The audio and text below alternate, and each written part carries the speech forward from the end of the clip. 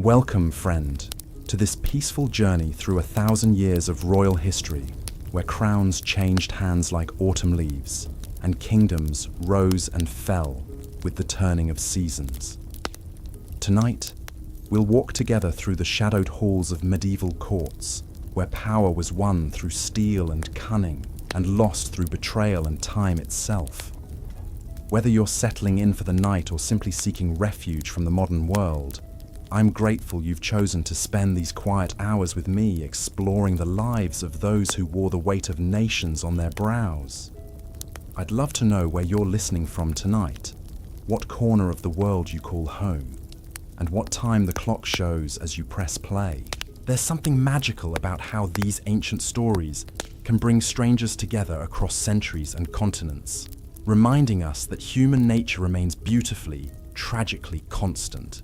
If this gentle exploration of royal history brings you the peace you're seeking, consider subscribing. We have many more tales waiting to guide you into restful slumber. What I'm about to share with you isn't some sanitized fairy tale about noble knights and perfect princesses. This is the real story of medieval monarchy, where teenage peasants could become queens through wit and determination, where brothers murdered brothers for golden circlets, and where the fate of millions hung on the whims of individuals who were often barely more than children themselves. These weren't distant figures carved in marble. They were flesh and blood people who loved and hated, who made brilliant decisions and catastrophic mistakes, who shaped the world we inhabit today through choices made in candlelit chambers a millennium ago. Tonight, I'll take you inside the hidden world of medieval courts, where every smile masked a potential threat, and every alliance could dissolve with the morning mist. You'll meet kings who conquered half the known world before their 25th birthday, and queens who ruled vast empires while their husbands lay dying in distant battlefields. You'll witness the rise of dynasties that lasted centuries, and the fall of kingdoms that crumbled in a single afternoon. By the end of this journey, you'll understand how a handful of families managed to control the destiny of Europe for 1,000 years, and why their stories still echo through our modern world in ways you never imagined. But before we enter those torchlit halls where destiny was forged in fire and blood, let me paint you a picture of the world they inherited and the forces that shaped their extraordinary lives. The year was 476 when the last Roman emperor in the West abdicated his throne, leaving behind a power vacuum that would take centuries to fill. Across the former empire, tribal chieftains and local strongmen carved out territories from the ruins of Roman civilization. What emerged from this chaos wasn't the immediate rise of great kingdoms, but rather a patchwork of competing warlords, each claiming divine right to rule over whatever lands their swords could hold. Into this fractured landscape stepped figures who would define the very concept of medieval kingship. They weren't born to purple robes and golden crowns. Instead, they were warriors, diplomats, and survivors who understood that power in this new world belonged to those bold enough to seize it and clever enough to keep it. These early medieval rulers faced challenges that would crush modern leaders. They governed without standing armies, collected taxes through personal loyalty rather than institutional authority, and maintained order across vast territories using nothing more than the force of their personality and the fear their reputation inspired. Consider Clovis, the Frankish king who united the warring Gallic tribes in the late 5th century. Born into a world where might made right, he transformed himself from a petty chieftain into the founder of a dynasty that would eventually produce Charlemagne himself. Clovis understood something that many of his contemporaries missed. Military conquest was only the beginning of true kingship. The real challenge lay in transforming temporary victory into permanent authority, in convincing people to obey, not just because they feared your sword, but because they believed in your right to rule.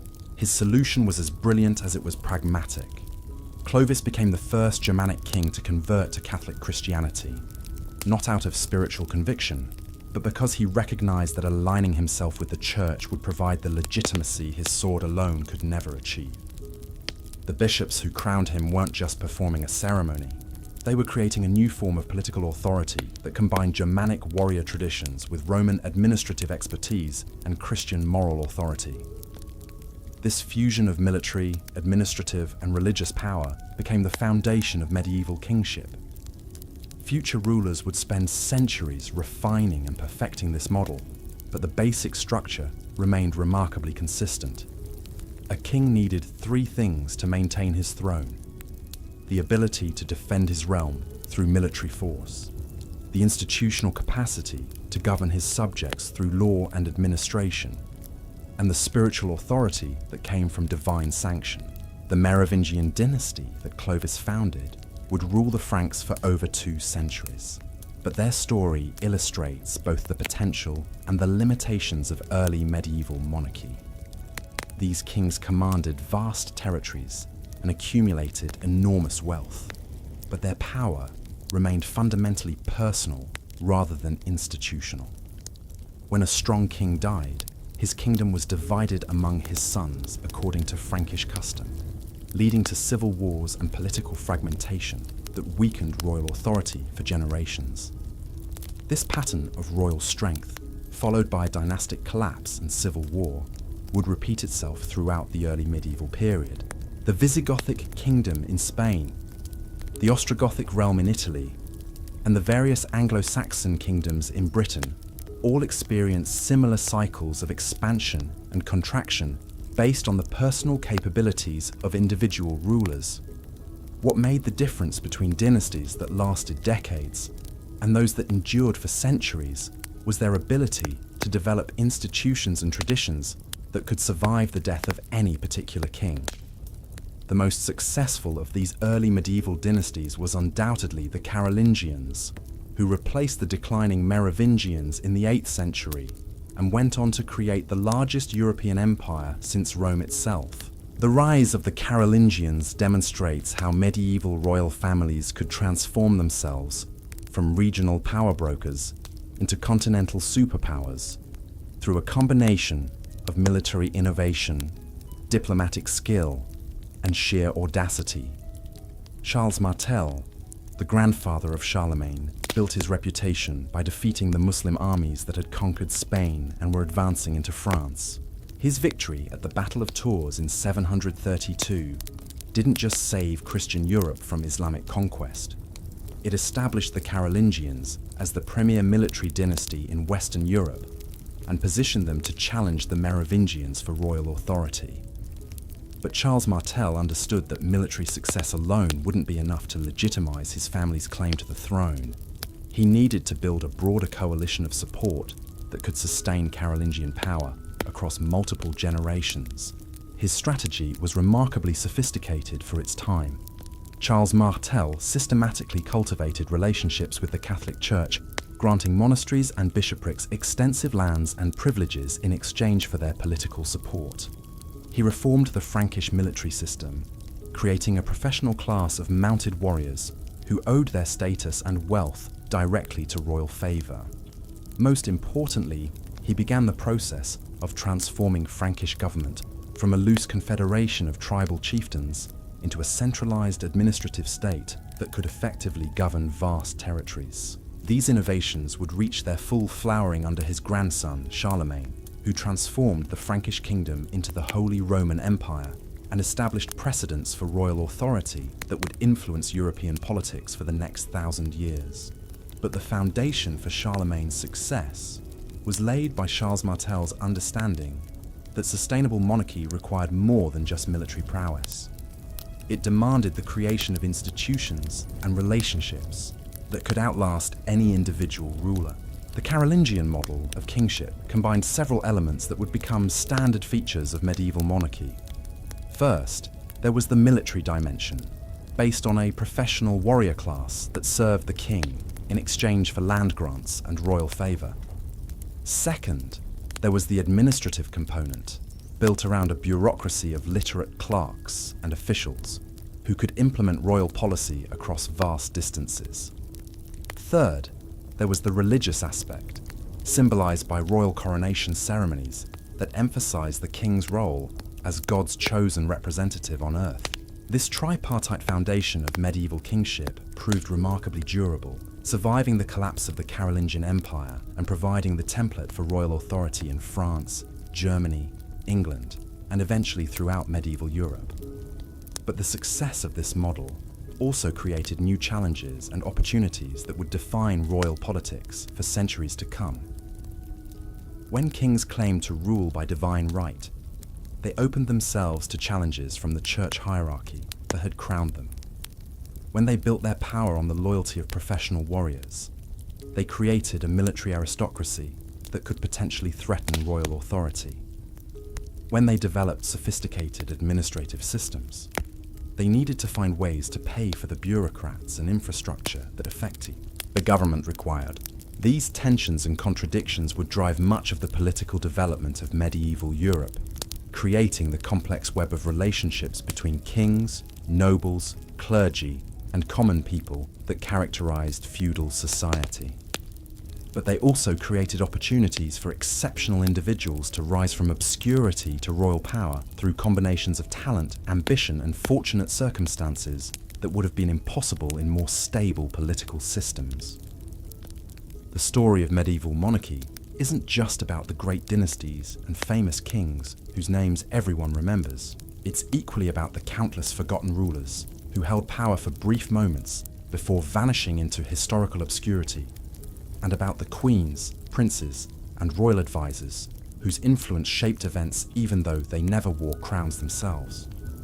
These supporting players in the grand drama of medieval politics often possessed more real power than the nominal rulers they served, and their stories reveal the complex realities of how authority actually functioned in medieval society. As we settle deeper into this 1,000-year journey through royal history, we'll discover how these early experiments in medieval kingship evolved into the sophisticated monarchical systems that would dominate European politics until the modern era. We'll meet rulers who transformed their kingdoms into continental empires and others who lost ancient crowns through single moments of poor judgment. We'll witness the rise of new dynasties from the ashes of fallen predecessors and explore how the constant cycle of royal succession created both stability and chaos in equal measure. But most importantly, we'll come to understand how these medieval kings and queens were neither the perfect heroes nor the complete villains that popular culture often portrays them as being. They were complex human beings operating within systems and constraints that we can barely imagine today, making decisions that would affect millions of lives while often possessing less accurate information about their own kingdoms than we can access about their reigns with a simple internet search. Their stories remind us that history isn't an inevitable progression towards some predetermined outcome, but rather the accumulated result of countless individual choices made by people who could never fully understand the consequences of their actions. The medieval monarchs whose lives we'll explore together tonight shaped our world not through grand strategic plans, but through their responses to immediate crises and opportunities that demanded quick decisions and decisive action. So let us begin this gentle journey through 1,000 years of royal history, where every crown tells a story and every throne holds secrets waiting to be discovered. In the flickering candlelight of medieval courts, we'll find tales of triumph and tragedy that will carry us peacefully towards sleep, while filling our dreams with the pageantry and passion of ages long past. The dawn of the 9th century brought with it winds of change that would reshape the very foundations of European power. As Charlemagne's massive empire began to fragment under the weight of its own ambitions, new opportunities emerged for those bold enough to seize them. The great emperor's death in 814 marked not just the end of a reign, but the beginning of a new chapter in medieval monarchy, where smaller kingdoms would rise to challenge the dominance of continental empires. In the mist-shrouded islands of Britain, a collection of rival kingdoms had been locked in perpetual warfare for centuries. The Anglo-Saxon heptarchy, as historians would later call it, consisted of 7 major realms, each ruled by kings who claimed descent from the gods themselves. Wessex, Mercia, Northumbria, Kent, Essex, Sussex and East Anglia fought endless battles for supremacy, while Viking longships appeared on the horizon with increasing frequency, bringing with them a new threat that would test every assumption about royal authority and military power. The Vikings weren't simply raiders seeking quick plunder and swift retreat. They were settlers, conquerors, and kingdom builders in their own right, bringing with them political traditions and military innovations that would fundamentally alter the landscape of European monarchy. When they established the Great Heathen Army in 865, they weren't just launching another raiding expedition. They were beginning a systematic conquest that would destroy several Anglo-Saxon kingdoms entirely and force the survivors to adapt or perish. Into this cauldron of violence and uncertainty stepped Alfred, a young prince of Wessex who had never expected to wear a crown. The youngest of 4 brothers, Alfred had been destined for a life in the church until Viking swords carved a path to the throne through his elder siblings' deaths.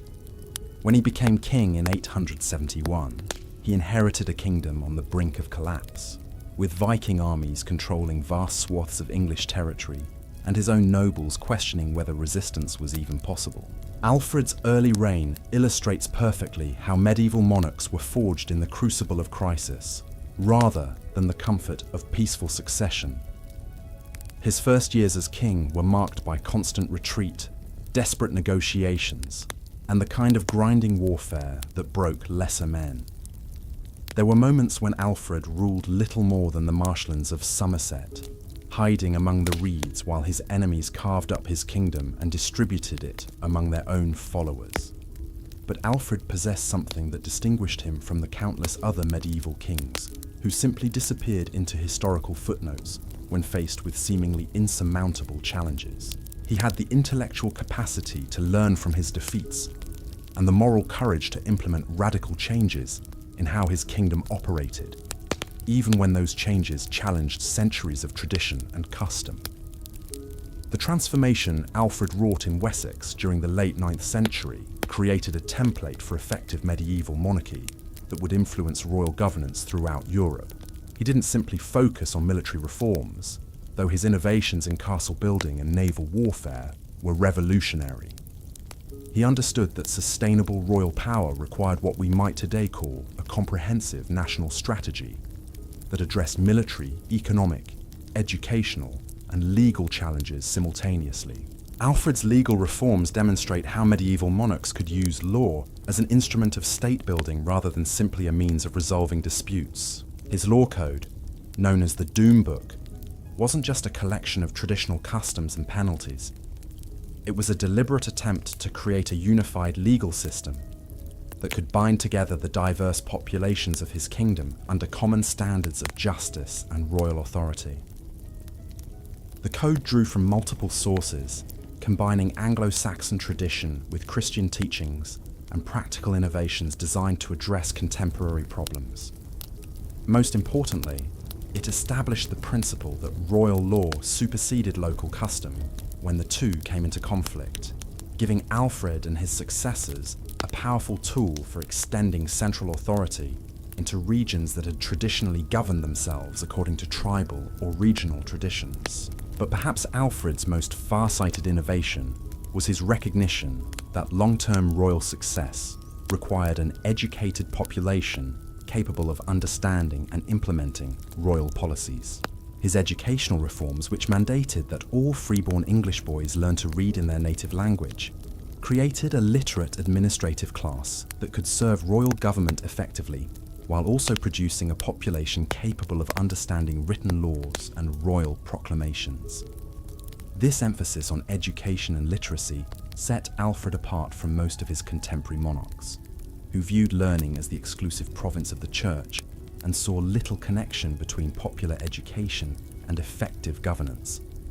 Alfred understood that royal power in an increasingly complex world required not just the ability to command obedience, but also the capacity to communicate sophisticated policies to diverse populations across vast territories. The success of Alfred's reforms became apparent during the reigns of his successors, who used the institutional foundations he had established to complete the conquest of England and create the first truly unified English kingdom.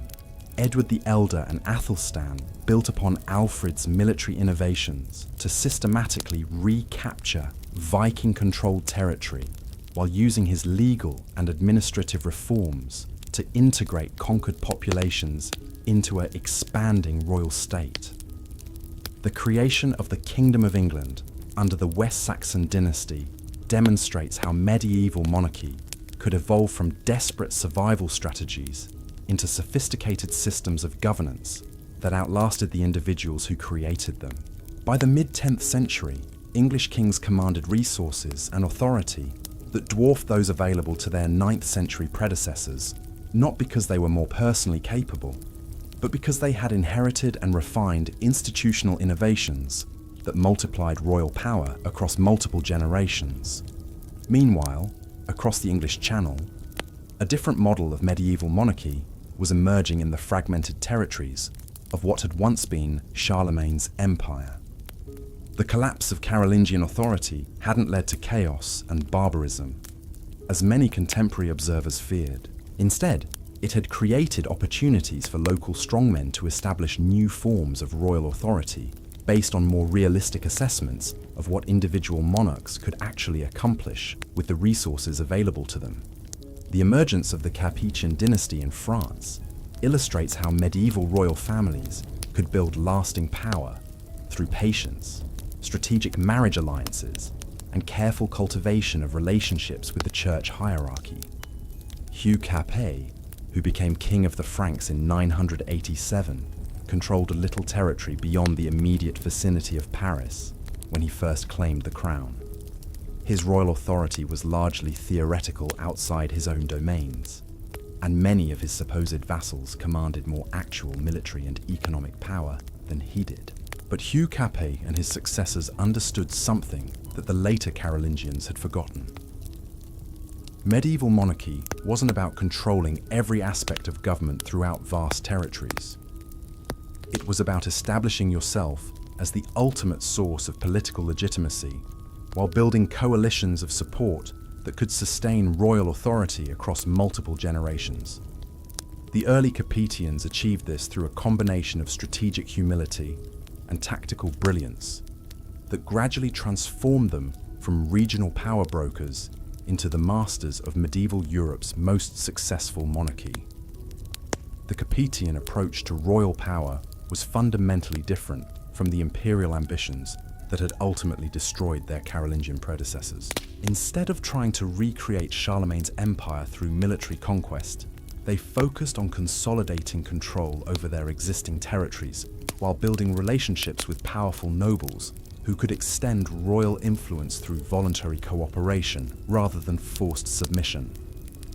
This strategy required a fundamentally different conception of what medieval kingship could and should accomplish. The early Capetians presented themselves not as absolute rulers, who commanded obedience through superior force, but as first among equals, who deserved loyalty because they could provide effective leadership and protect the interests of their supporters. This approach was less dramatic than the imperial ambitions of their predecessors, but it proved far more durable over the long term. The success of the Capetian model becomes apparent when we consider the longevity of their dynasty, which would rule France in direct line for over 3 centuries and through cadet branches for several centuries more.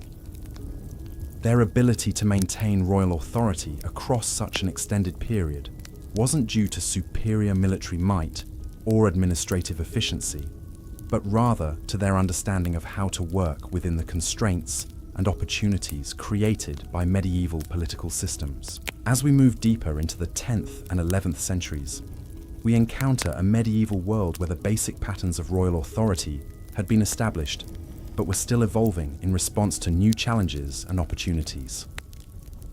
The Viking Age was drawing to a close, but its impact on European monarchy would be felt for generations as the descendants of Viking settlers established their own royal dynasties throughout Europe. In Normandy, the descendants of the Viking chieftain Rollo had transformed themselves from Norse raiders into French nobles, adopting the language, customs, and political traditions of their adopted homeland, while retaining the military prowess and territorial ambitions that had made their ancestors so formidable. The Norman dukes of the 10th and 11th centuries represent a fascinating synthesis of Viking warrior culture and Frankish administrative sophistication that would ultimately reshape the political landscape of medieval Europe. The Norman conquest of England in 1066 wasn't simply a military campaign or dynastic dispute. It was the collision of two different models of medieval monarchy, each with its own strengths and limitations. The Anglo-Saxon system that had evolved under Alfred and his successors emphasized institutional continuity and legal uniformity, creating a kingdom where royal authority was embedded in established customs and administrative procedures. The Norman system, by contrast, was more personal and hierarchical, based on direct relationships between the Duke and his followers, rather than abstract legal principles. When William the Conqueror defeated Harold Godwinson at the Battle of Hastings, he wasn't just claiming the English crown for himself.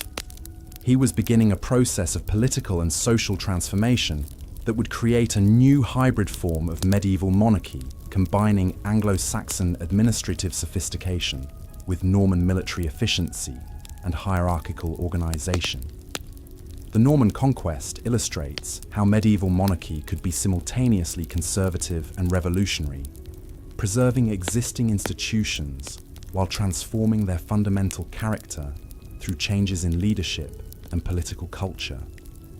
William claimed to be the legitimate heir to Edward the Confessor and insisted that he was simply claiming his rightful inheritance rather than conquering a foreign kingdom. But the changes he implemented in English government and society were so profound that they created what was essentially a new kingdom, with only superficial resemblance to its Anglo-Saxon predecessor. This pattern of claiming continuity while implementing radical change would become a common feature of medieval royal transitions, allowing new dynasties to legitimize their authority by appealing to traditional precedents while adapting governmental systems to meet contemporary challenges and opportunities. The ability to balance innovation with tradition became one of the key skills that separated successful medieval monarchs from those who either lost their thrones through excessive conservatism or destroyed their kingdoms through reckless experimentation. As the 11th century progressed toward its close, the basic structures of medieval monarchy that would dominate European politics for the next several centuries had been established. Kings ruled through combinations of personal charisma, institutional authority, and divine sanction. But the specific balance between these elements varied significantly from kingdom to kingdom and dynasty to dynasty. The stage was set for the great age of medieval monarchy, when royal authority would reach its zenith and the crowned heads of Europe would compete for dominance on a continental scale. The 12th century dawned like a golden age for medieval monarchy, bringing with it a constellation of rulers whose ambitions would stretch from the foggy moors of Scotland to the sun-baked stones of Jerusalem. This was the era when kings truly began to think beyond the borders of their inherited domains, when the concept of royal authority expanded to encompass not just local governance, but continental politics and even divine mission. In the heart of this transformation stood Henry Plantagenet, a young man whose inheritance would make him the most powerful monarch in Western Europe, while simultaneously creating the conditions for centuries of conflict that would reshape the political landscape forever. When Henry became King of England in 1154, he didn't simply inherit a throne. He acquired an empire that stretched from the Scottish borders to the Pyrenees, a patchwork of territories held together by nothing more substantial than his personal authority and the complex web of feudal obligations that medieval lawyers spent lifetimes trying to understand. The Angevin Empire, as historians would later call Henry's domains, represented both the pinnacle of medieval royal achievement and its fundamental contradiction. Never before had a single monarch controlled such vast territories or commanded such diverse populations. Yet this apparent strength concealed weaknesses that would eventually tear the empire apart, demonstrating how medieval monarchy remained fundamentally personal rather than institutional, dependent on the capabilities of individual rulers rather than the strength of governmental systems. Henry himself embodied the contradictions of 12th century kingship. He was simultaneously a patron of learning, who transformed royal administration, and a violent tyrant whose rage could destroy lives with a careless word. His court attracted the finest minds of medieval Europe, producing innovations in law, literature, and governance that would influence Western civilization for centuries. Yet this same court was the setting for family feuds so vicious that they scandalized even contemporaries who were accustomed to dynastic violence as a normal feature of royal politics. The tragedy of Thomas Becket illustrates perfectly how personal relationships could collide with institutional authority in ways that medieval political systems were ill-equipped to handle. Henry and Thomas had been intimate friends, companions who shared jokes and confidences in ways that would have been impossible between a king and his subjects under more formal royal protocols. When Henry appointed Thomas as Archbishop of Canterbury, he expected their friendship to continue smoothing over the traditional conflicts between royal and ecclesiastical authority that had plagued medieval monarchs for generations. But Thomas understood something that Henry had missed about the nature of medieval authority. Once he accepted the archbishop's mitre, Thomas was no longer simply the king's friend who happened to hold high religious office. He had become the representative of an institution whose authority derived from sources beyond royal control, and whose obligations sometimes required opposition to royal policy, regardless of personal relationships or political consequences. The conflict that developed between Henry and Thomas wasn't simply about competing jurisdictions or abstract principles of governance.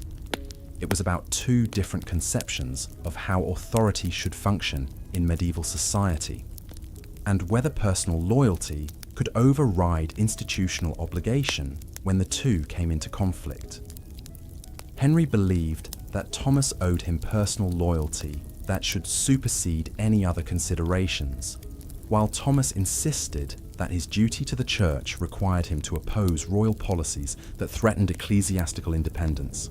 This fundamental disagreement about the nature of authority and obligation would culminate in Thomas's murder in Canterbury Cathedral, an event that shocked medieval Europe and demonstrated how easily personal conflicts could escalate into political crises that threatened the stability of entire kingdoms. Henry's role in Thomas's death, whether direct or indirect, illustrated the dangers that medieval monarchs faced when their personal relationships became entangled with institutional conflicts they couldn't control through conventional political means. The Becket affair also revealed how medieval kings were constrained by forces beyond their immediate political control. Henry was the most powerful monarch in Western Europe, commanding resources and authority that dwarfed those available to most of his contemporaries.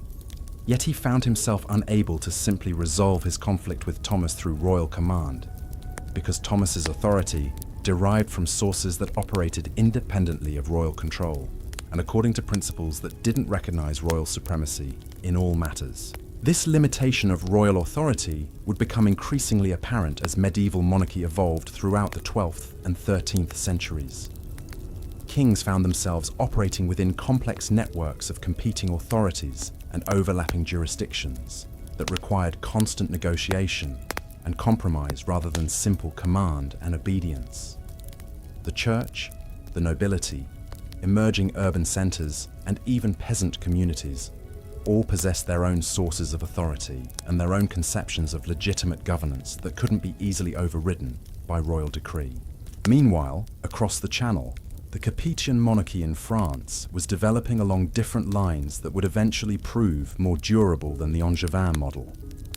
Louis VII and his successors understood that sustainable royal power required patience and systematic expansion rather than dramatic conquests and personal empire building. While Henry Plantagenet was struggling to hold together his vast but unwieldy domains, the French kings were methodically extending their authority throughout their traditional territories, while building institutions that could outlast any individual monarch. The contrast between Angevin and Capetian approaches to royal power became particularly apparent during the reign of Philip Augustus, who transformed France from a collection of loosely connected territories into a unified kingdom capable of challenging English dominance in continental Europe. Philip's success wasn't based on superior military might or administrative genius, though he possessed both in abundance.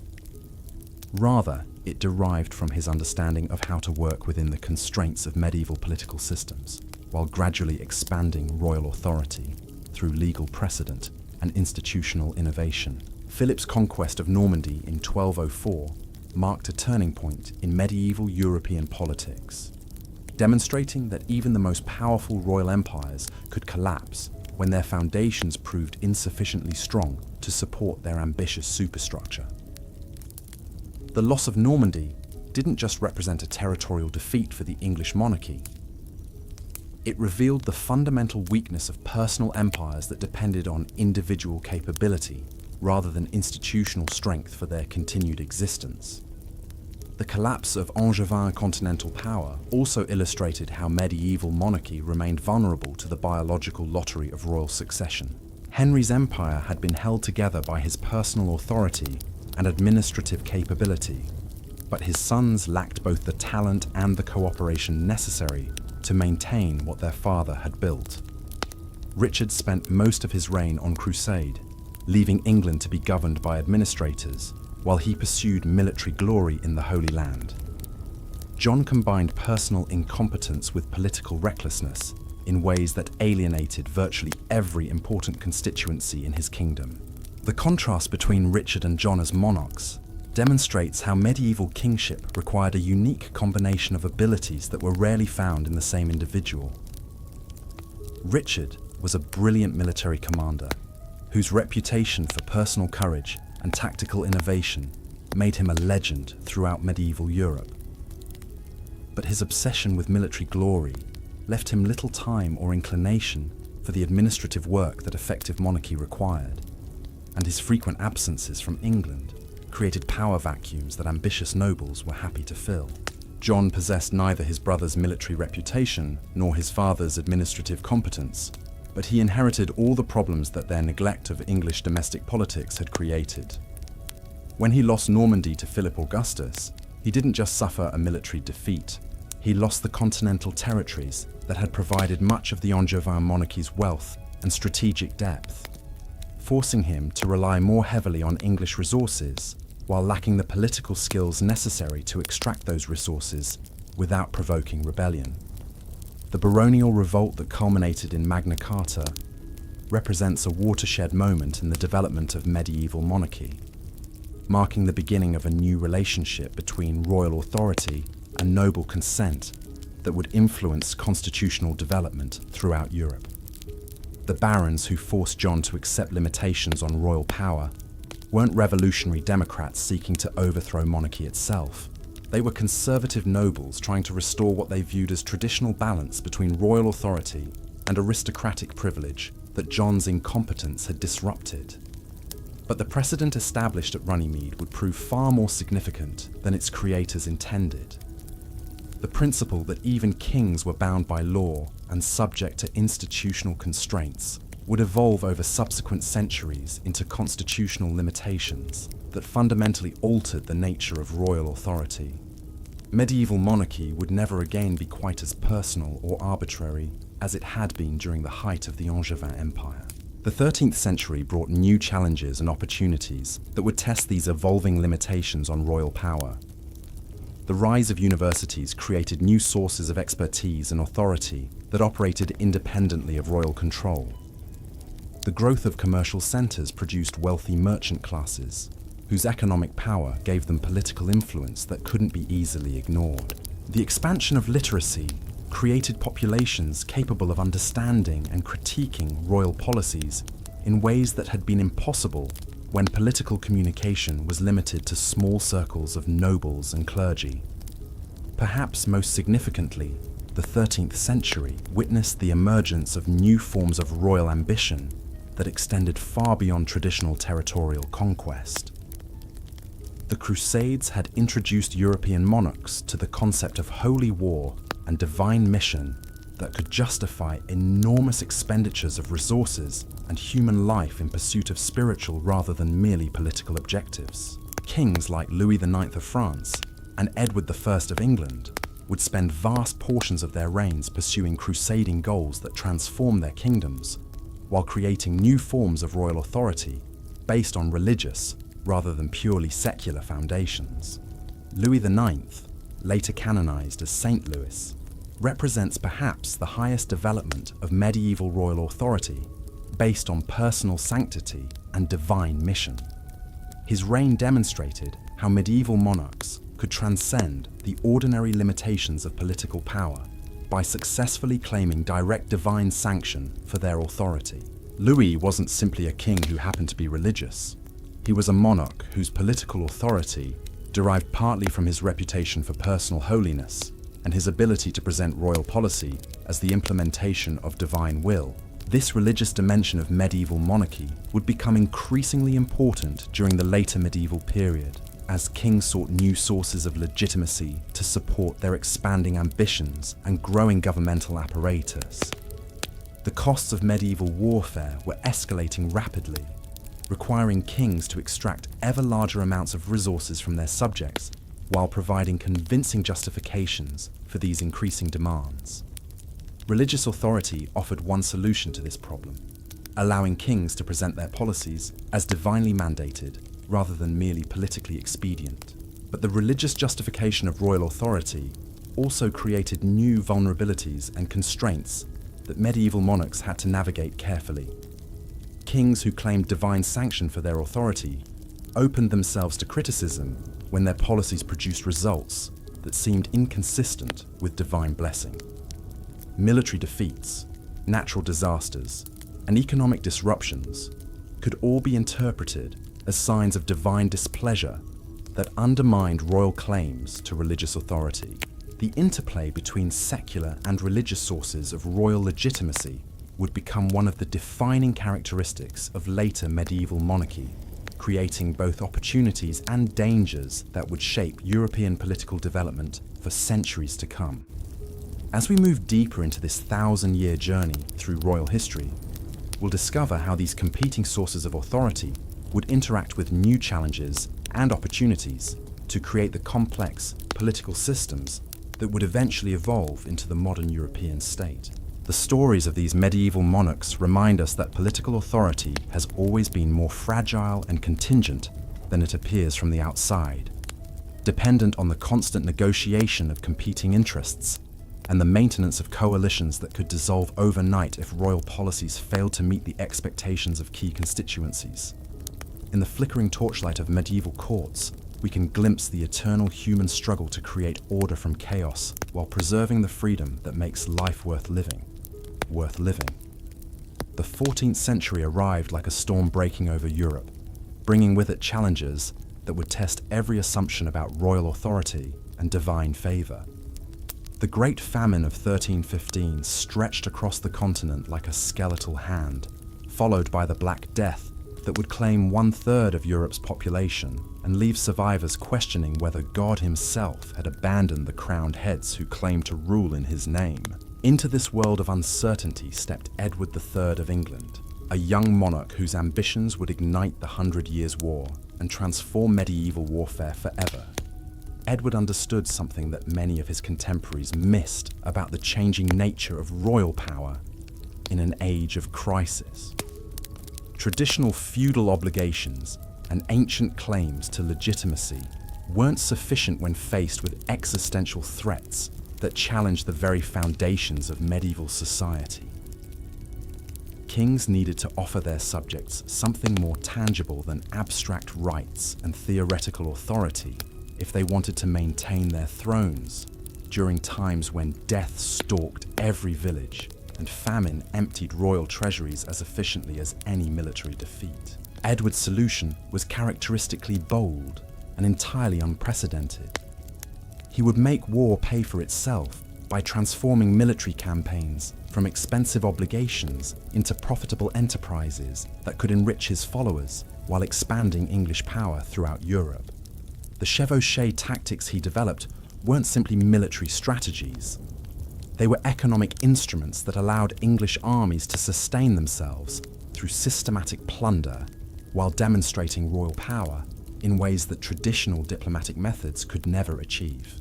The transformation of medieval warfare under Edward III reveals how 14th century monarchs adapted to new realities that their predecessors could never have imagined. The mounted knights who had dominated battlefields for centuries found themselves vulnerable to English longbowmen whose weapons could penetrate the finest armor at distances that made traditional cavalry charges suicidal. The battles of Crécy and Poitiers didn't just represent English military victories. They demonstrated that technological innovation and tactical flexibility could overcome the hereditary military advantages that noble birth and expensive equipment had provided for generations. But Edward's military innovations created political problems that he struggled to solve throughout his long reign. The wealth that successful campaigns brought back to England created expectations among his followers that required constant warfare to satisfy. Knights and nobles who had enriched themselves through French plunder weren't content to return to the modest incomes that traditional English estates could provide.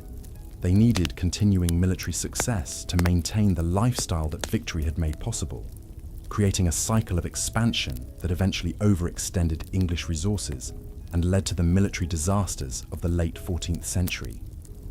The reign of Edward's grandson, Richard II, illustrates perfectly how the military successes of one generation could become the political burdens of the next. Richard inherited a kingdom exhausted by decades of warfare and a nobility accustomed to the profits that successful military campaigns could provide.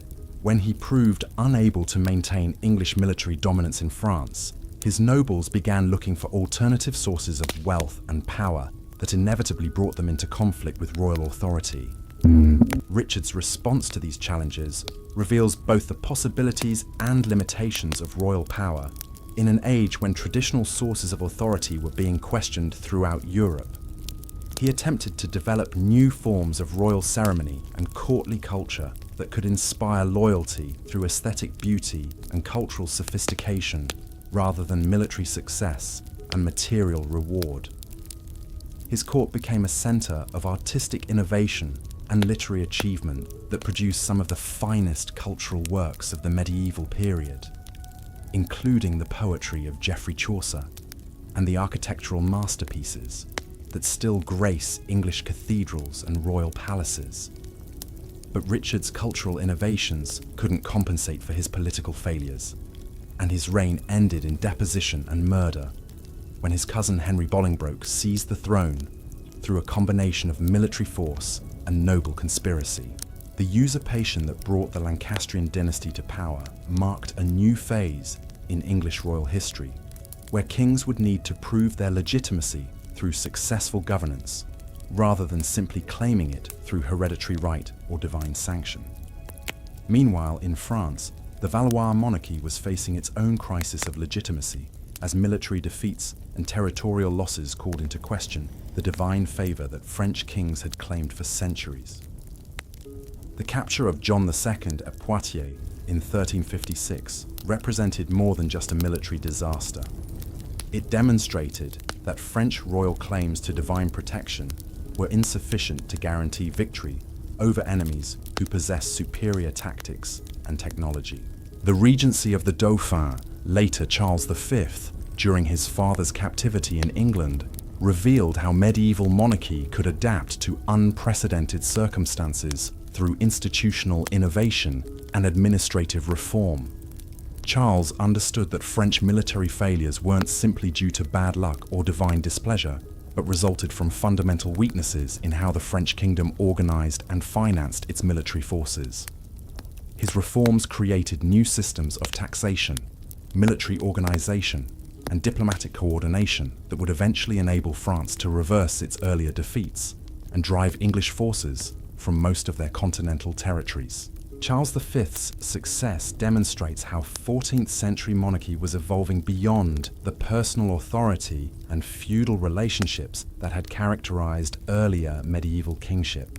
Effective royal government increasingly required sophisticated administrative systems, professional military forces, and reliable sources of revenue that could function independently of the personal capabilities of individual monarchs.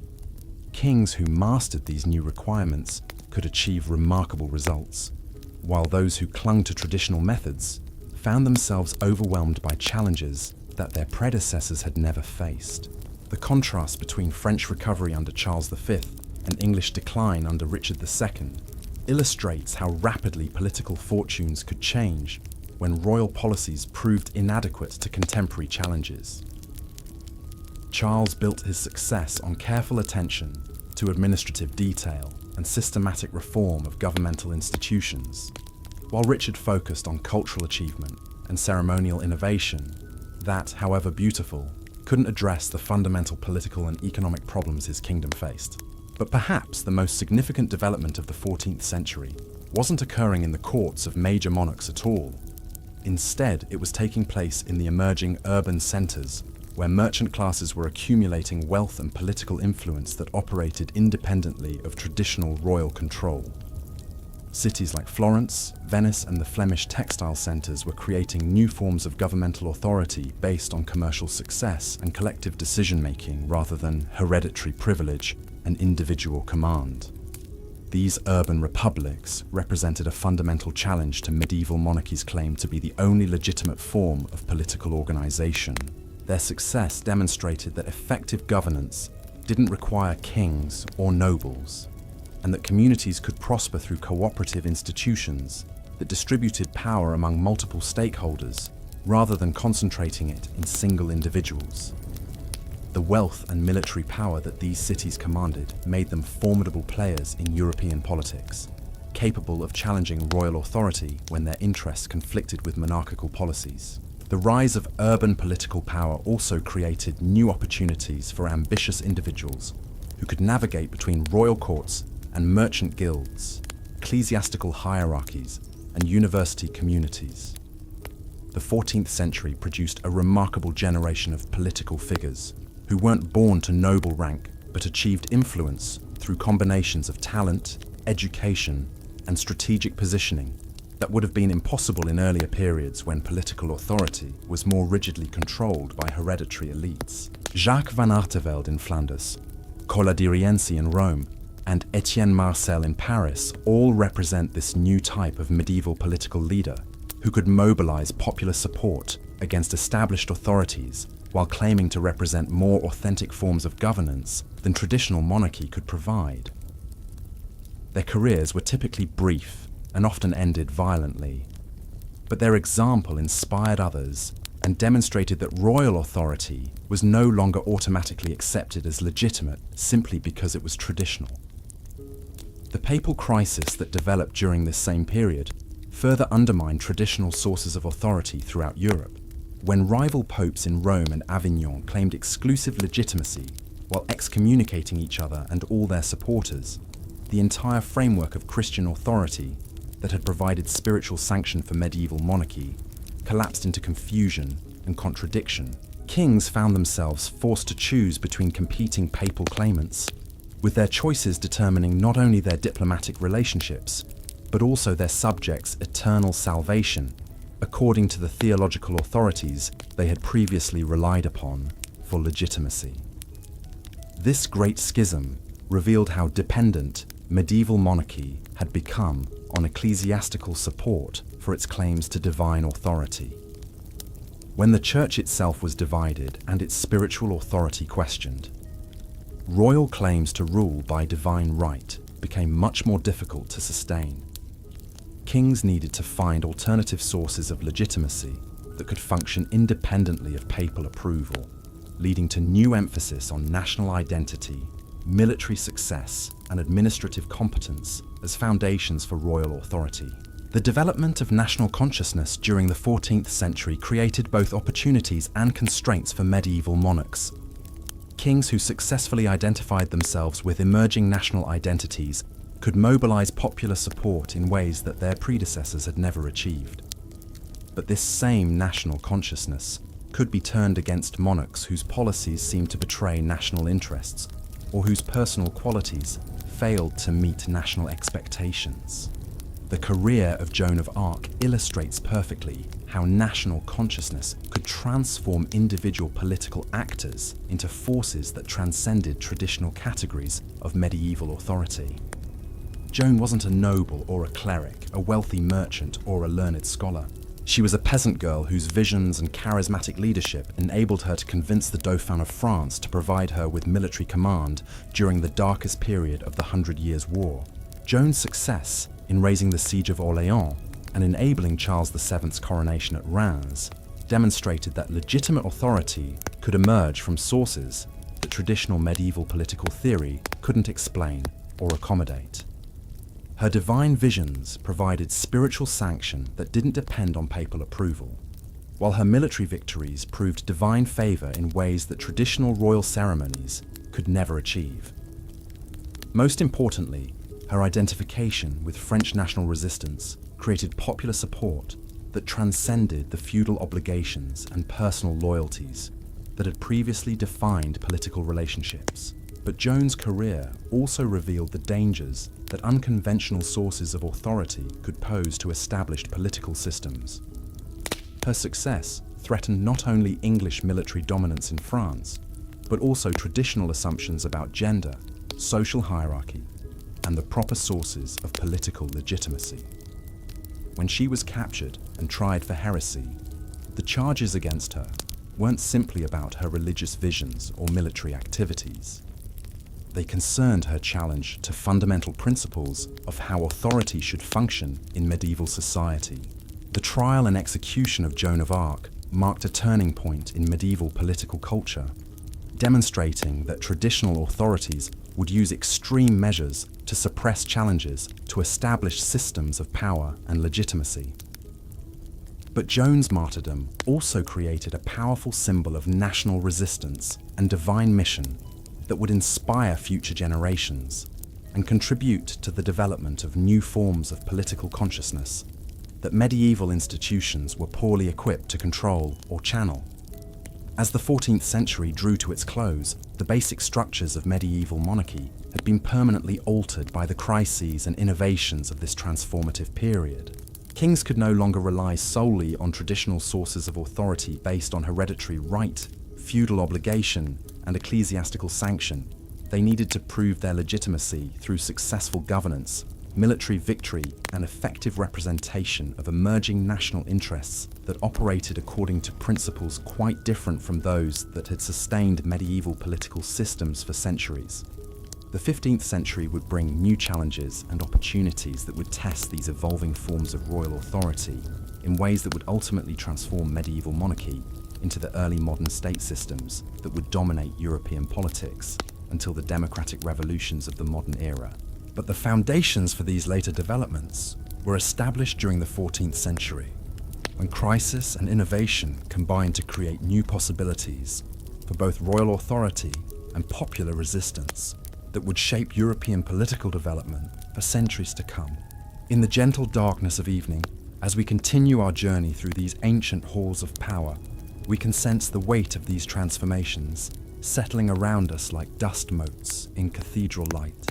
The medieval world was changing in ways that even its most perceptive observers couldn't fully understand, creating new forms of political possibility while destroying others that had seemed as permanent as the stones of royal castles themselves. The kings and queens of this era weren't simply responding to immediate crises, but unknowingly laying foundations for political systems that would outlast their dynasties by centuries, i.e., by centuries. The dawn of the 15th century brought with it a peculiar quietude, as if Europe itself was catching its breath after the tumultuous transformations of the previous 100 years. Yet beneath this deceptive calm, forces were stirring that would reshape the very essence of what it meant to wear a crown. The monarchs of this era inherited kingdoms that bore little resemblance to those their great-grandfathers had ruled, and they would need to master entirely new forms of statecraft to survive in a world where tradition and innovation danced an increasingly complex waltz. In the frost-covered halls of Westminster, Henry V ascended to the English throne with dreams that stretched far beyond the fog-shrouded shores of his island kingdom. Unlike his predecessors, who had stumbled into continental warfare through dynastic accident or feudal obligation, Henry approached the renewal of the French conflict with the calculating precision of a master craftsman.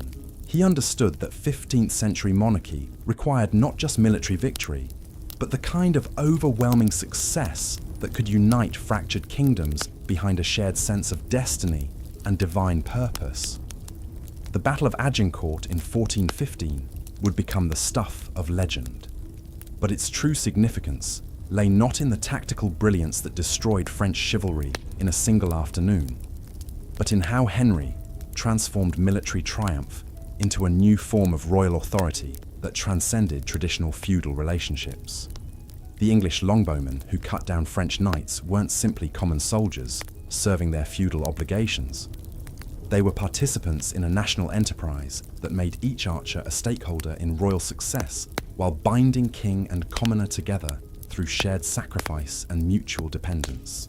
Henry's innovations in royal propaganda and public ceremony created new ways of communicating with subjects who were no longer content to accept royal authority without understanding its purposes and benefits.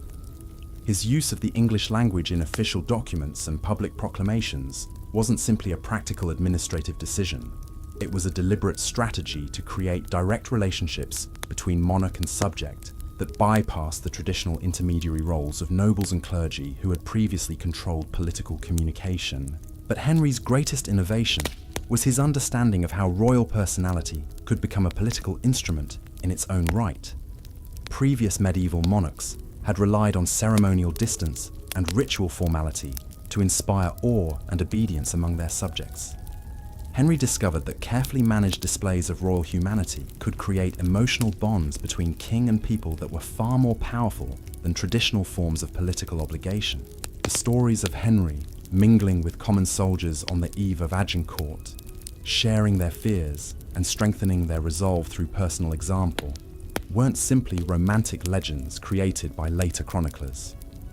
They reflected a deliberate royal strategy to transform kingship from remote authority into inspiring leadership that could motivate extraordinary effort and sacrifice from ordinary people. This personalization of royal authority would become one of the defining characteristics of Renaissance monarchy, creating both unprecedented opportunities for effective leadership and new vulnerabilities when royal personalities failed to meet popular expectations. Henry's premature death in 1422 demonstrated how dependent these new forms of royal authority remained on the personal qualities of individual monarchs. His infant son inherited a kingdom and an empire that required constant personal leadership to maintain, but lacked the age and experience necessary to provide that leadership during the crucial years when English dominance in France hung in the balance.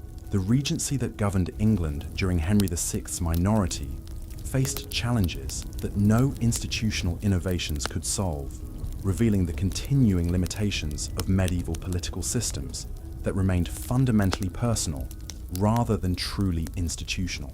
Meanwhile, across the Channel, the French monarchy was discovering its own path toward renewed authority through very different innovations that emphasized institutional continuity over personal charisma.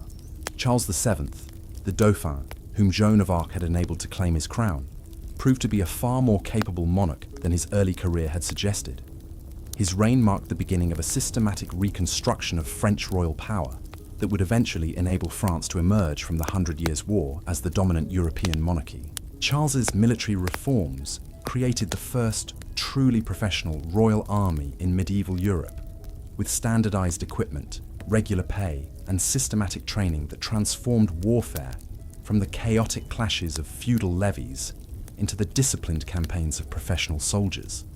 But more importantly, these military innovations were embedded within broader administrative reforms that created new systems of taxation, legal administration, and territorial governance that could function effectively, regardless of the personal qualities of individual monarchs. The emergence of standing armies represented a fundamental transformation in the relationship between monarchs and their subjects, creating new forms of royal power while imposing new obligations and expectations on royal government. Professional soldiers owed their loyalty directly to the crown, rather than to local nobles or feudal obligations, giving kings military forces that could be deployed against domestic as well as foreign enemies. But these same professional forces required regular payment and systematic provisioning that demanded much more sophisticated financial and administrative systems than medieval kingdoms had previously possessed. The development of effective royal taxation during this period marked another crucial step in the evolution from medieval to early modern monarchy. Previous royal revenues had been based primarily on feudal obligations, customary payments, and occasional extraordinary grants that nobles and clergy could resist when royal policies conflicted with their interests. The new taxation systems that emerged during the 15th century created regular, predictable sources of royal revenue that enabled monarchs to plan long-term policies while reducing their dependence on the cooperation of traditional elites. But these fiscal innovations also created new forms of political relationship between monarchs and their subjects that would eventually challenge the theoretical foundations of royal authority. When kings claimed the right to tax their subjects regularly and systematically, they implicitly acknowledged that royal government existed to serve the interests of those who paid for it. This recognition would eventually evolve into concepts of governmental accountability and popular consent that would fundamentally alter the nature of political authority throughout Europe. The Italian peninsula during this period provided a fascinating laboratory for experimenting with alternative forms of political organization that challenged traditional assumptions about the necessity and desirability of monarchical government. The city-states of northern Italy had developed sophisticated republican institutions that demonstrated how effective governance could emerge from collective decision-making and competitive elections rather than hereditary succession and individual command. Florence under the Medici represented perhaps the most successful synthesis of republican institutions with practical autocracy, creating a form of government that preserved the forms of popular participation while concentrating real power in the hands of a single family that ruled through wealth and influence rather than formal royal title. The Medici model demonstrated how political authority could be based on economic success and cultural patronage rather than military conquest and divine sanction, creating new possibilities for ambitious individuals who lacked traditional claims to legitimate rule. The Papal States presented yet another alternative model of political organization, where spiritual authority provided the foundation for temporal power in ways that created unique opportunities and constraints for papal governance. The Renaissance popes who ruled during this period faced the challenge of maintaining their spiritual authority while competing with secular monarchs for territorial control and political influence throughout Europe. Their success or failure in balancing these competing obligations would have profound implications for the development of both religious and secular authority throughout the continent.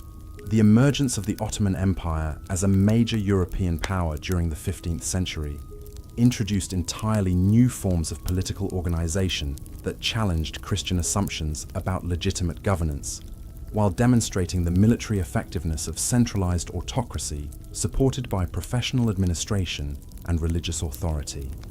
The Ottoman system combined elements of Byzantine imperial tradition, Islamic legal principles, and Turkish military organization in ways that created one of the most effective governmental systems of the early modern period.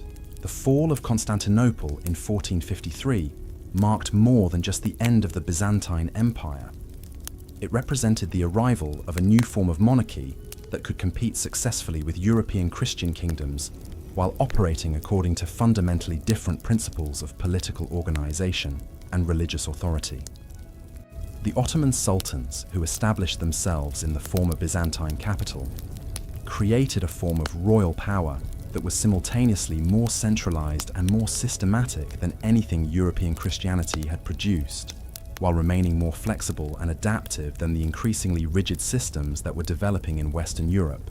The impact of Ottoman expansion on European monarchy was both immediate and long-term, forcing Christian kings to develop new strategies for military organization and diplomatic cooperation, while also providing alternative models of effective governance that influenced European political development in subtle but significant ways. The Ottoman example demonstrated that successful monarchy didn't require the complex feudal relationships and ecclesiastical sanctions that European political theorists had long considered essential for legitimate rule. The invention of printing during this same period created revolutionary new possibilities for royal communication and political organization that would fundamentally alter the relationship between monarchs and their subjects. For the first time in human history, rulers could communicate directly with large populations through printed proclamations, official chronicles, and royal propaganda that bypassed traditional intermediaries, while creating new forms of public opinion and political participation. The printing revolution also democratized access to the classical texts and historical examples that had previously been available only to small circles of educated elites, creating new constituencies for political reform and institutional innovation that operated independently of traditional royal control. Universities proliferated throughout Europe during this period, producing increasing numbers of lawyers, administrators, and intellectuals whose expertise made them valuable to royal government, while also providing them with independent sources of authority and income that reduced their dependence on royal favor. The growth of commerce and banking during the 15th century created yet another challenge to traditional forms of royal authority, as merchant families accumulated wealth that could rival royal treasuries while developing international networks that operated according to commercial rather than political principles. The Fuggers of Augsburg, the Medici of Florence, and similar banking dynasties throughout Europe possessed resources and influence that enabled them to manipulate royal policies while maintaining their independence from direct royal control. These commercial networks also created new forms of international relationship that operated independently of traditional diplomatic channels, as merchants and bankers developed their own systems of communication and cooperation that could facilitate or obstruct royal policies depending on how those policies affected commercial interests. The emergence of international capitalism during this period would eventually transform the economic foundations of royal power, while creating new forms of wealth and influence that monarchs would need to accommodate or control if they wanted to maintain their authority. The marriage politics that dominated European diplomacy during the 15th century reflected the continuing importance of dynastic relationships in an age when other forms of political organization were becoming increasingly significant. The complex web of marriages, inheritances, and succession disputes that characterized this period created opportunities for ambitious dynasties to expand their territories and influence, while also generating conflicts that could destabilize entire regions when competing claims collided.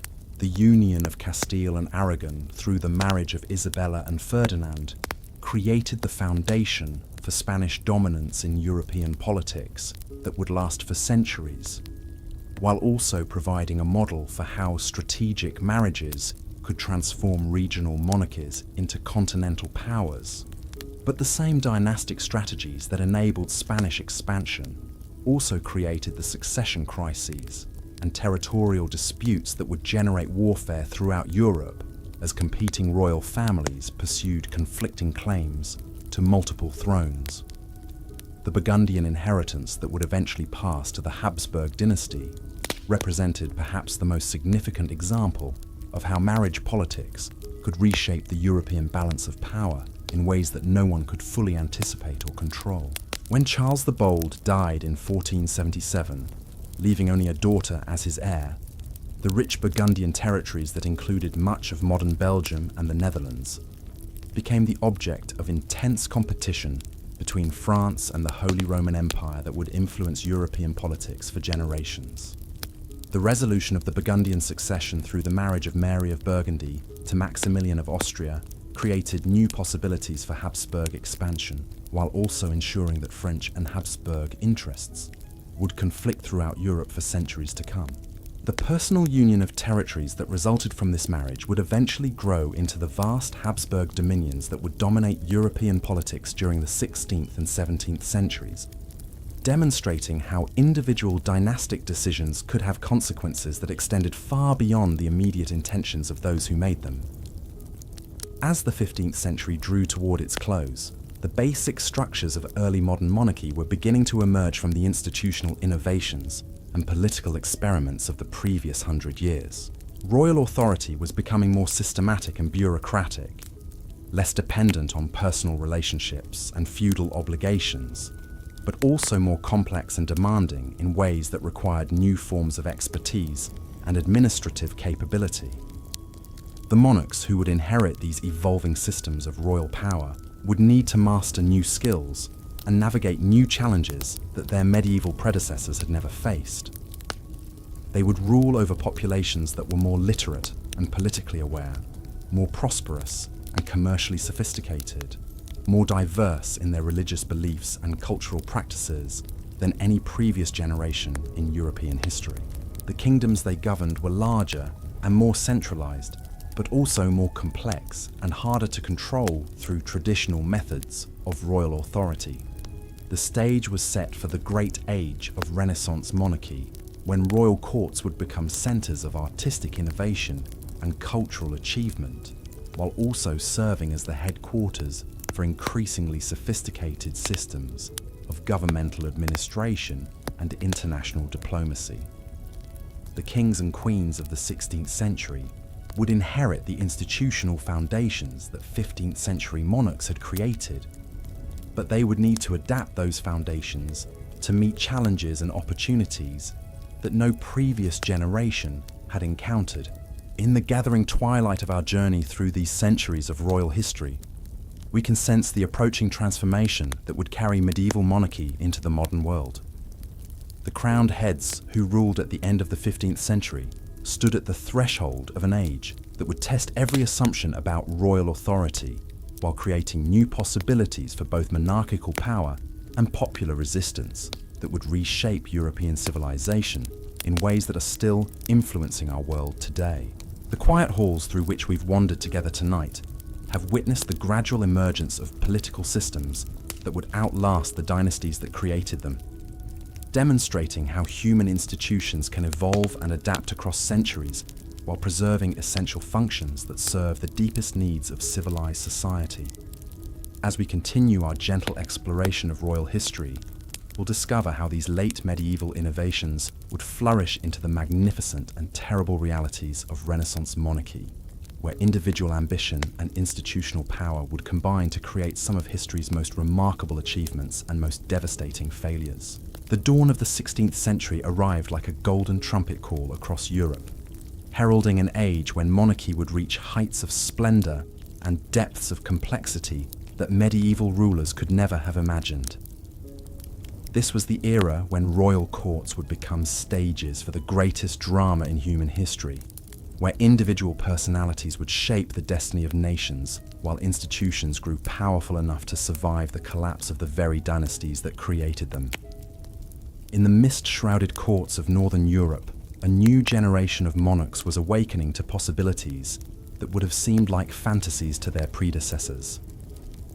These weren't simply kings and queens inheriting traditional crowns and ancient obligations. They were Renaissance princes who understood that royal authority in this brave new world required mastery of arts and sciences, diplomacy and warfare, religious doctrine and commercial innovation in ways that would transform the very nature of what it meant to rule.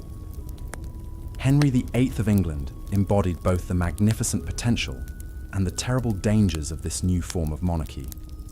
When he ascended the throne in 1509, he inherited a kingdom that his father had transformed from medieval feudalism into something approaching a modern state.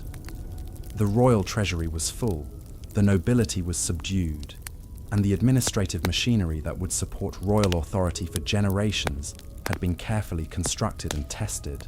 Yet Henry would use these advantages to pursue ambitions that would tear his kingdom apart, while simultaneously creating new forms of royal power that would outlast his dynasty by centuries.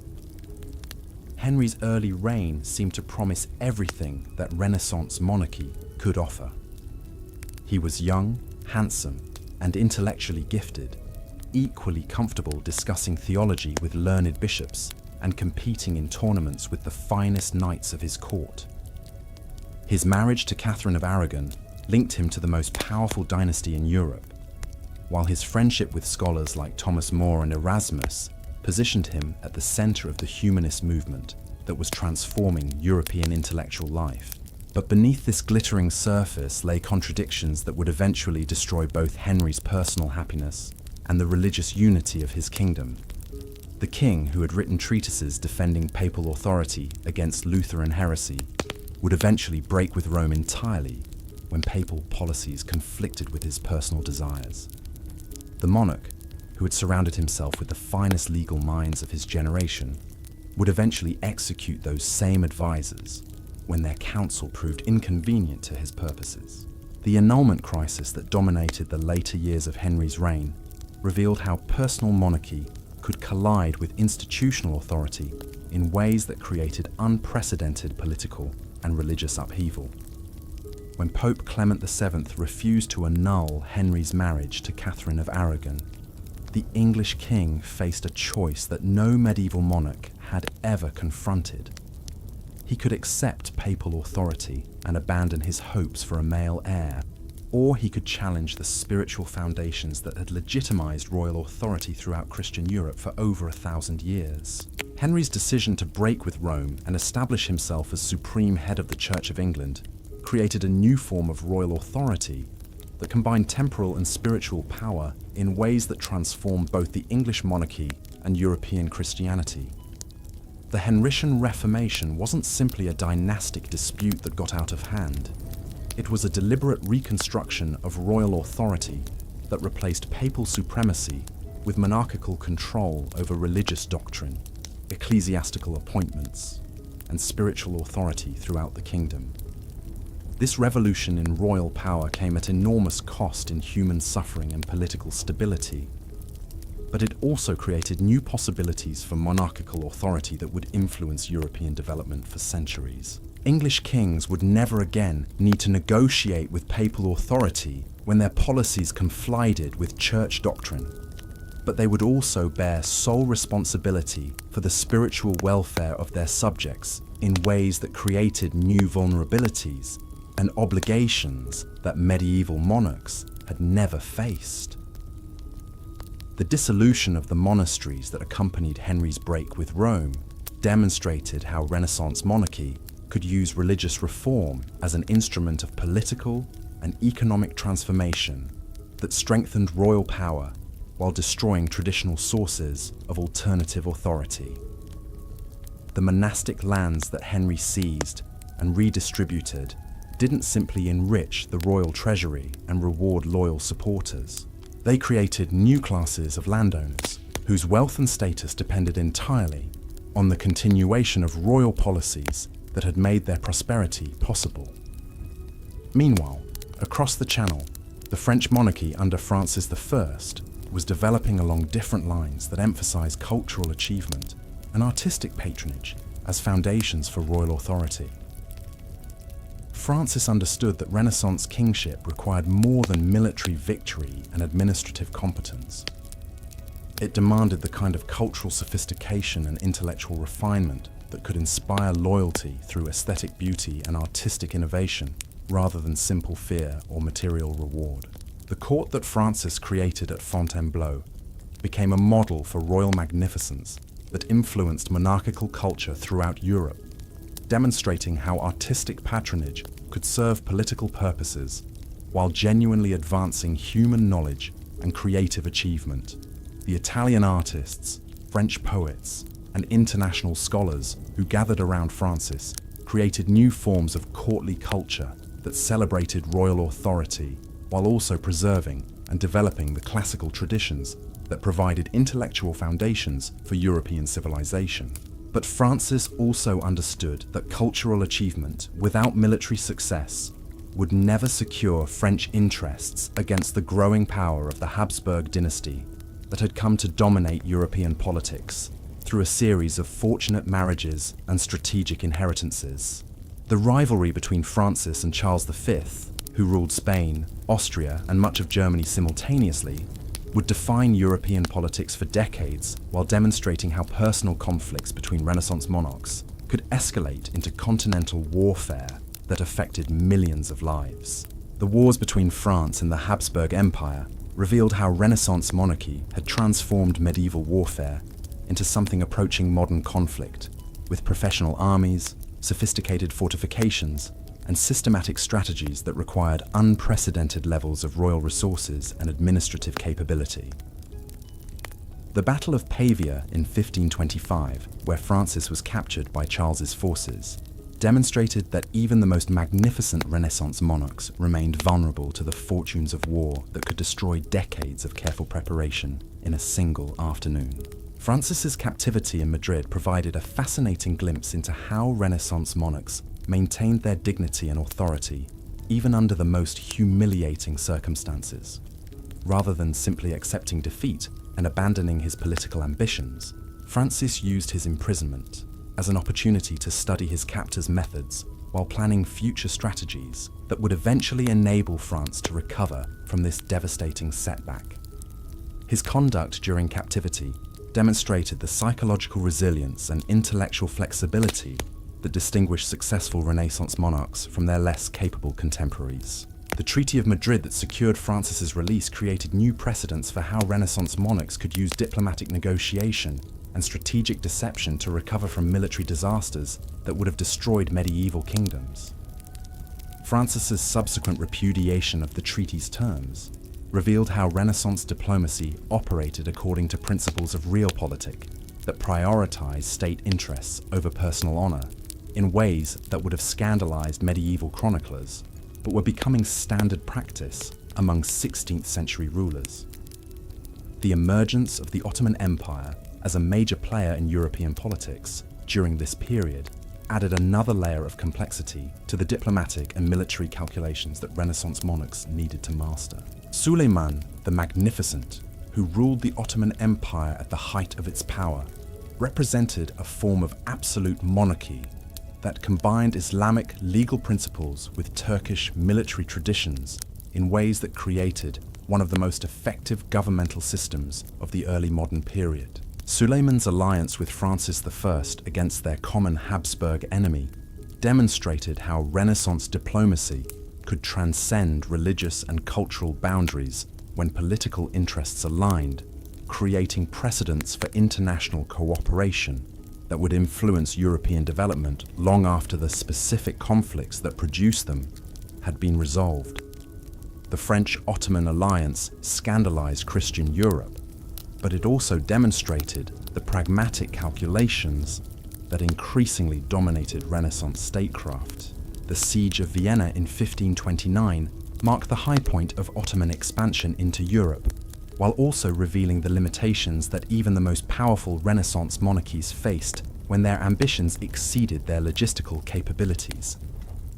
Suleiman's failure to capture the Habsburg capital wasn't due to lack of military skill or insufficient resources, but rather to the practical impossibilities of maintaining large armies across vast distances without adequate supply lines and communication networks. The Ottoman retreat from Vienna created new opportunities for Habsburg expansion, while also demonstrating how Renaissance warfare had become increasingly dependent on technological innovation and economic resources, rather than simple military courage or tactical brilliance. The cannons and firearms that were transforming 16th century battlefields required sophisticated manufacturing capabilities and systematic training programs that only the most advanced monarchies could provide. In the northern regions of Europe, a different form of Renaissance monarchy was emerging that emphasized religious reform and commercial development rather than military conquest and territorial expansion. Gustav Vasa of Sweden transformed his kingdom from a peripheral dependency of Denmark into an independent Lutheran state that demonstrated how Protestant Reformation could serve the political interests of ambitious monarchs while also advancing genuine religious reform. Gustav's break with Rome and establishment of Swedish Lutheranism created a model for how Renaissance monarchs could use religious reform to strengthen royal authority while reducing their dependence on international ecclesiastical hierarchy. The Swedish Reformation wasn't simply a theological dispute that happened to have political consequences. It was a deliberate strategy for creating new forms of royal legitimacy that could operate independently of papal approval, while mobilizing popular support through appeals to national independence and religious authenticity. The economic policies that Gustav implemented alongside his religious reforms demonstrated how Renaissance monarchy could combine spiritual and material innovation in ways that strengthened both royal authority and national prosperity. The development of Swedish mining, timber, and iron production during his reign created new sources of royal revenue, while also establishing Sweden as a major player in European commerce and international politics. Meanwhile, in the fragmented territories of Germany, the Holy Roman Empire under Charles V was struggling to maintain traditional forms of imperial authority against the centrifugal forces unleashed by the Protestant Reformation and the growing power of territorial princes who were creating their own versions of Renaissance monarchy within their regional domains. The challenge that Charles faced wasn't simply religious or military, but fundamentally political, as the imperial system that had provided stability for centuries proved inadequate to govern territories that were developing in radically different directions. The Peace of Augsburg in 1555, which established the principle that territorial rulers could determine the religious affiliation of their subjects, marked a crucial turning point in the development of European monarchy by recognizing that royal authority could legitimately extend to matters of religious doctrine and spiritual practice that had previously been governed by international ecclesiastical hierarchy. The principle of cuius regio, ius religio, didn't simply resolve immediate religious conflicts. It created new foundations for monarchical authority that would influence European development for centuries. The abdication of Charles V in 1556, when he divided his vast territories between his son Philip and his brother Ferdinand, demonstrated how even the most powerful Renaissance monarchs recognized the practical limitations of personal rule over territories that were becoming too large and complex for any individual to govern effectively. Charles's decision to retire to a monastery wasn't simply the result of exhaustion or religious conviction. It was a pragmatic recognition that the governmental systems he had inherited were inadequate to meet the challenges that 16th century monarchy faced. The division of the Habsburg dominions created new opportunities for French expansion, while also establishing Spain under Philip II as the dominant European power for the remainder of the 16th century. Philip's inheritance of Spanish territories in Europe and the Americas, combined with his marriage to Mary Tudor and temporary acquisition of the English crown, created the largest empire in human history, while also generating the conflicts and obligations that would eventually exhaust Spanish resources and lead to imperial decline. Philip's reign demonstrated both the magnificent potential and the inherent limitations of Renaissance monarchy at its zenith. His territories stretched from the Netherlands to Peru, his fleets controlled the Atlantic trade routes, and his armies were considered the finest in Europe. Yet his very success created problems that no individual ruler could solve, as the administrative demands of governing such vast territories exceeded the capabilities of any 16th century governmental system. The revolt of the Netherlands against Spanish rule revealed how Renaissance monarchy's emphasis on centralized authority and religious uniformity could generate resistance from populations that had developed their own traditions of local governance and religious practice. The Dutch revolt wasn't simply a rebellion against foreign rule or religious persecution.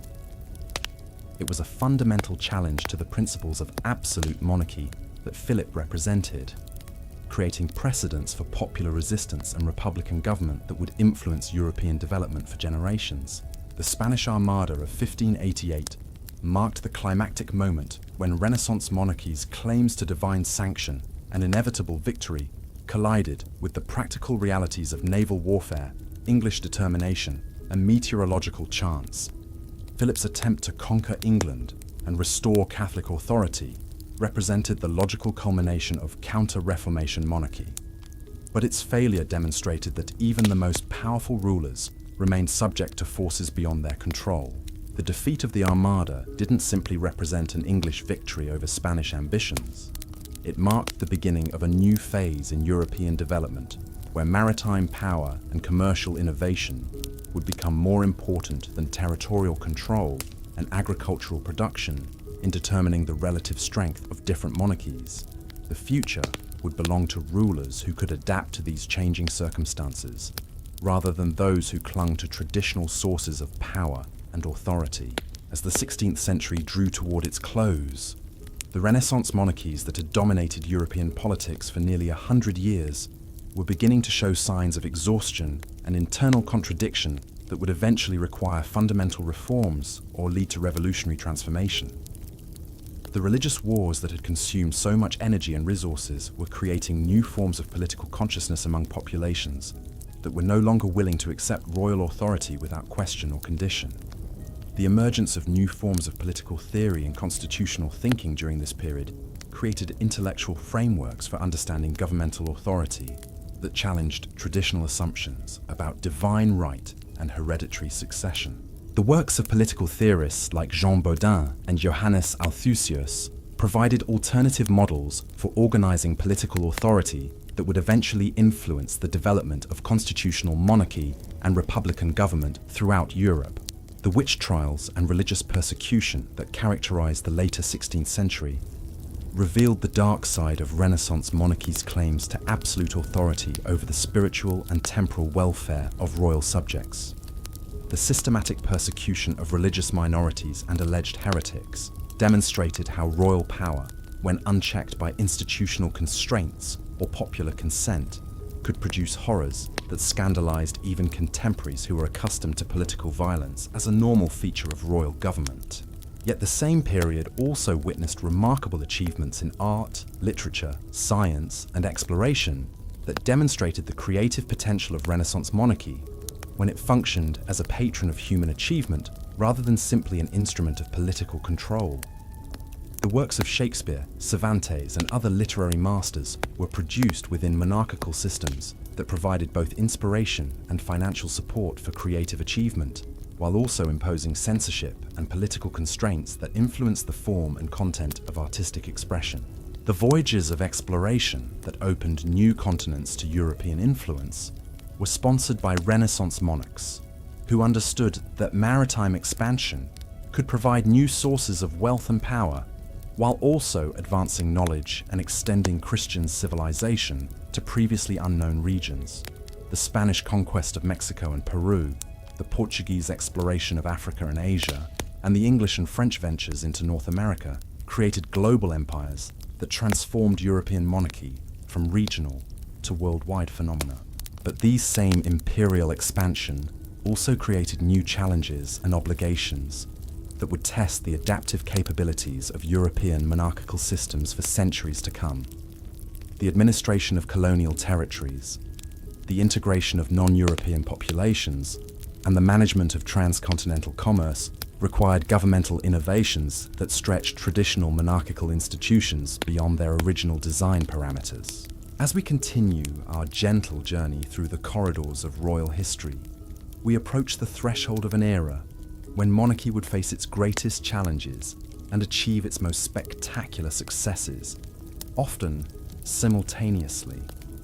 The 17th century would witness the emergence of absolute monarchy as a systematic theory of government, while also producing the revolutions and constitutional limitations that would eventually transform royal authority into the constitutional systems that govern democratic nations today. The Renaissance monarchs, whose reigns we have explored together tonight, established the foundations for these later developments through their experiments in royal authority, their innovations in governmental administration, and their responses to the religious, economic, and intellectual challenges that defined their age. Their successes and failures created precedents and institutions that would influence European development long after their dynasties had vanished from the stage of history. In the flickering candlelight of these ancient halls, we can glimpse the eternal human struggle to create effective government, while preserving individual liberty, to maintain political stability while adapting to changing circumstances, and to exercise authority responsibly while pursuing the ambitions that make life meaningful. The Renaissance monarchs whose stories have accompanied us through this portion of our journey remind us that political leadership requires not just power and intelligence, but also the wisdom to understand the limitations of human authority and the courage to accept responsibility for consequences that extend far beyond individual intention or control. The 17th century opened like a vast theatre where the greatest drama of monarchy would unfold, bringing with it kings who would claim dominion over the very souls of their subjects, while queens wielded power that medieval rulers could never have conceived. This was the age when royal authority would crystallize into its most absolute form, creating palaces that served as temples to monarchical power, while simultaneously generating the intellectual and political forces that would eventually challenge the divine right of kings itself. In the gilded halls of Versailles, a young Louis XIV was learning lessons about kingship that would transform not only France, but the entire concept of what it meant to rule by divine appointment. The boy who would become the Sun King understood instinctively that 17th century monarchy required more than inherited authority or military success. It demanded the creation of an entire cosmology of power, where every gesture, every ceremony, every architectural detail served to reinforce the sacred nature of royal authority, while binding the nobility to the crown through bonds of dependence and awe. Louis's transformation of his father's modest hunting lodge into the most magnificent palace in European history wasn't simply an expression of personal vanity or architectural ambition. It was a deliberate political strategy designed to solve the fundamental problem that had plagued French monarchy for centuries. How could kings maintain absolute authority over nobles who possessed their own territories, armies, and sources of wealth that might challenge royal supremacy? The answer lay in creating a system where proximity to the monarch became more valuable than independent power, where the greatest nobles competed for the privilege of attending royal ceremonies rather than plotting rebellion in their provincial strongholds.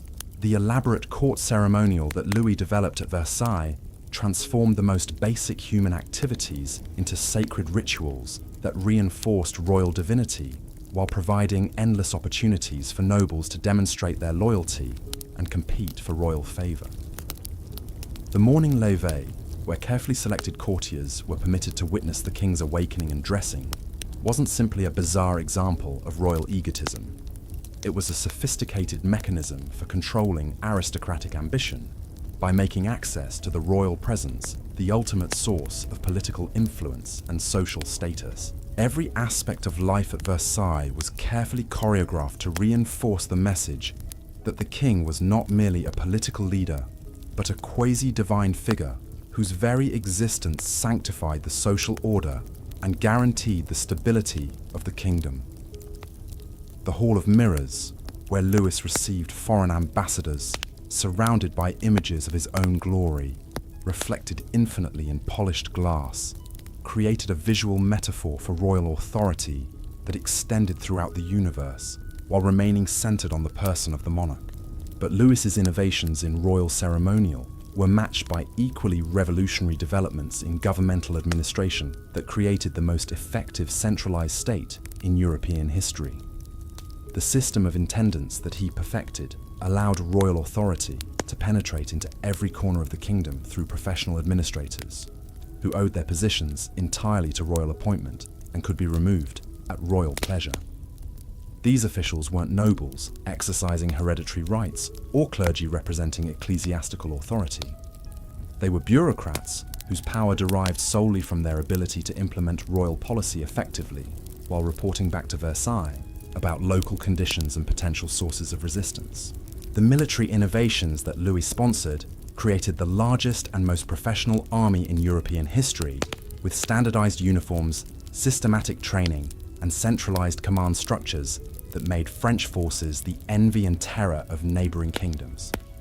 But more importantly, This military machine was designed to serve royal policy rather than feudal obligation or mercenary contract, creating an instrument of state power that could be deployed according to rational strategic calculation rather than the personal whims of individual commanders or the traditional obligations of feudal service. The economic policies that supported this unprecedented expansion of royal authority required innovations in taxation, manufacturing, and commercial regulation that transformed France from a collection of semi-autonomous provinces into an integrated national economy serving royal interests. Jean-Baptiste Colbert's mercantilist reforms weren't simply technical adjustments to fiscal policy. They represented a fundamental reconceptualization of the relationship between royal authority and economic activity, establishing the principle that commercial and industrial development should serve state power rather than private profit or local convenience. The cultural achievements of Louis's reign demonstrated how absolute monarchy could serve as a patron of human achievement while also using artistic and intellectual production to reinforce political authority. The works of Molière, Racine, and Corneille weren't simply entertainment for royal amusement. They were expressions of a distinctively French cultural identity that celebrated royal authority while exploring the moral and philosophical questions that absolute monarchy raised about the nature of power, justice, and human dignity. But the very success of Louis's innovations in absolute monarchy created problems that would eventually undermine the system he had worked so carefully to construct.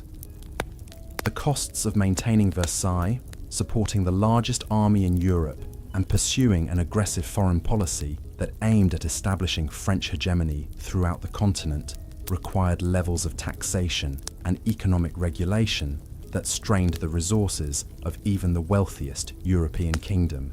The wars that Louis fought to extend French territory and influence generated enormous expenses, while also creating coalitions of enemies who were determined to prevent French domination of European politics. The revocation of the Edict of Nantes in 1685, which ended religious toleration for French Protestants and forced hundreds of thousands of skilled artisans and merchants into exile, demonstrated how absolute monarchy's claims to control the spiritual lives of royal subjects could produce economic and social consequences that weakened the very foundations of royal power. Louis's decision to eliminate religious diversity from his kingdom wasn't simply an expression of personal religious conviction or political intolerance.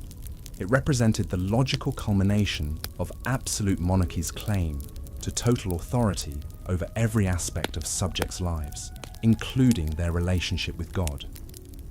The exodus of Huguenot refugees from France enriched the kingdoms that welcomed them while depriving France of entrepreneurial talent and commercial expertise that had contributed significantly to French economic development. The irony was that Louis's pursuit of absolute religious uniformity weakened French power relative to more tolerant kingdoms that were willing to accept religious diversity in exchange for economic and military advantages that skilled immigrants could provide. Meanwhile, across the Channel, England was conducting its own experiment with absolute monarchy under the Stuart dynasty, but with results that would prove far different from the French experience. Charles I's attempts to rule without parliament and impose religious uniformity on his diverse kingdoms generated resistance that would ultimately lead to civil war, regicide, and the establishment of republican government under Oliver Cromwell. The English Civil War represented the first systematic challenge to divine right monarchy in European history, creating precedents for popular resistance and constitutional limitation that would influence political development throughout the continent. The execution of Charles I in 1649 sent shockwaves throughout European courts, demonstrating that even kings who claimed divine sanction for their authority could be held accountable to their subjects for their policies and conduct. The ceremony of royal execution wasn't simply a political act or expression of popular anger. It was a deliberate rejection of the theological and philosophical foundations of absolute monarchy, establishing the principle that royal authority derived from popular consent rather than divine appointment, and could be withdrawn when monarchs failed to serve the interests of those they governed. The Commonwealth period under Cromwell demonstrated that effective government didn't require royal authority, but it also revealed the practical difficulties of maintaining political stability without the traditional sources of legitimacy that monarchy provided. Cromwell's struggle to establish lasting institutions that could govern England without a king illustrated the challenges that republican government faced in societies where political authority had been organized around monarchical principles for centuries. The restoration of the monarchy under Charles II in 1660 represented not simply a return to traditional royal authority, but the beginning of a new form of constitutional monarchy that acknowledged limitations on royal power while preserving the ceremonial and symbolic functions that made monarchy politically useful. Charles II's reign demonstrated how intelligent monarchs could adapt to changed circumstances by accepting restrictions on their authority in exchange for security and stability that absolute claims to divine right could no longer provide. The Glorious Revolution of 1688, which replaced the Catholic James II with the Protestant William III and Mary II, established definitively that English monarchs ruled subject to parliamentary consent and constitutional limitation, rather than divine right and absolute authority. The political settlement that emerged from this bloodless revolution created a model of limited monarchy that would eventually influence constitutional development throughout Europe and the Americas. But the English example remained exceptional during the late 17th century, as most European monarchies continued to develop along absolutist lines that emphasized royal authority over popular consent and divine sanction over constitutional limitation. The Habsburg monarchy under Leopold I demonstrated how traditional imperial institutions could be adapted to support centralized royal authority while maintaining the complex federal relationships that held the Austrian dominions together. Leopold's success in defending Vienna against Ottoman siege in 1683 and subsequently driving Turkish forces out of Hungary established Austrian Habsburg power as a major force in European politics, while also demonstrating how religious war could serve the political interests of Christian monarchs. The emergence of Brandenburg Prussia under the Great Elector. Frederick William represented another model of 17th century state building that emphasized military efficiency and administrative competence over cultural magnificence or religious authority. The Prussian system that emerged during this period created one of the most effective military machines in European history, while also developing administrative institutions that could extract maximum resources from limited territorial base through systematic organization and professional competence. Frederick William's innovations in military organization and state finance demonstrated how smaller kingdoms could compete with larger powers through superior efficiency and strategic focus, rather than trying to match their resources or territorial extent. The Prussian model would eventually influence military and administrative development throughout Europe, while also providing an alternative to the French example of absolute monarchy based on cultural splendor and ceremonial magnificence. In the northern regions of Europe, Sweden under Charles XII was pursuing its own version of absolute monarchy based on military conquest and territorial expansion that would briefly establish Swedish dominance throughout the Baltic region, before collapsing under the weight of its own ambitions.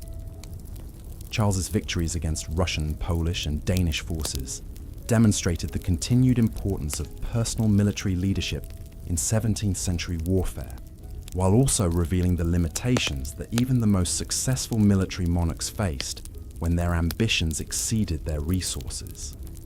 The Great Northern War that consumed the later years of Charles's reign illustrated how 17th century warfare had evolved into conflicts of attrition that tested the administrative and economic capabilities of entire kingdoms, rather than simply the tactical skills of individual commanders or the courage of professional armies.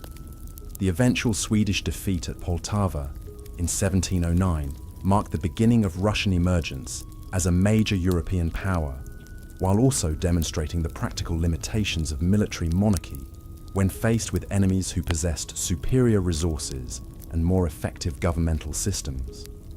The reign of Peter the Great of Russia represented perhaps the most dramatic example of how 17th and early 18th century monarchs could transform their kingdoms through systematic reform and cultural revolution imposed from above through absolute royal authority. Peter's determination to modernize Russia according to Western European models required not just administrative and military reforms, but fundamental changes in Russian culture, religion, and social organization that challenged centuries of traditional practice.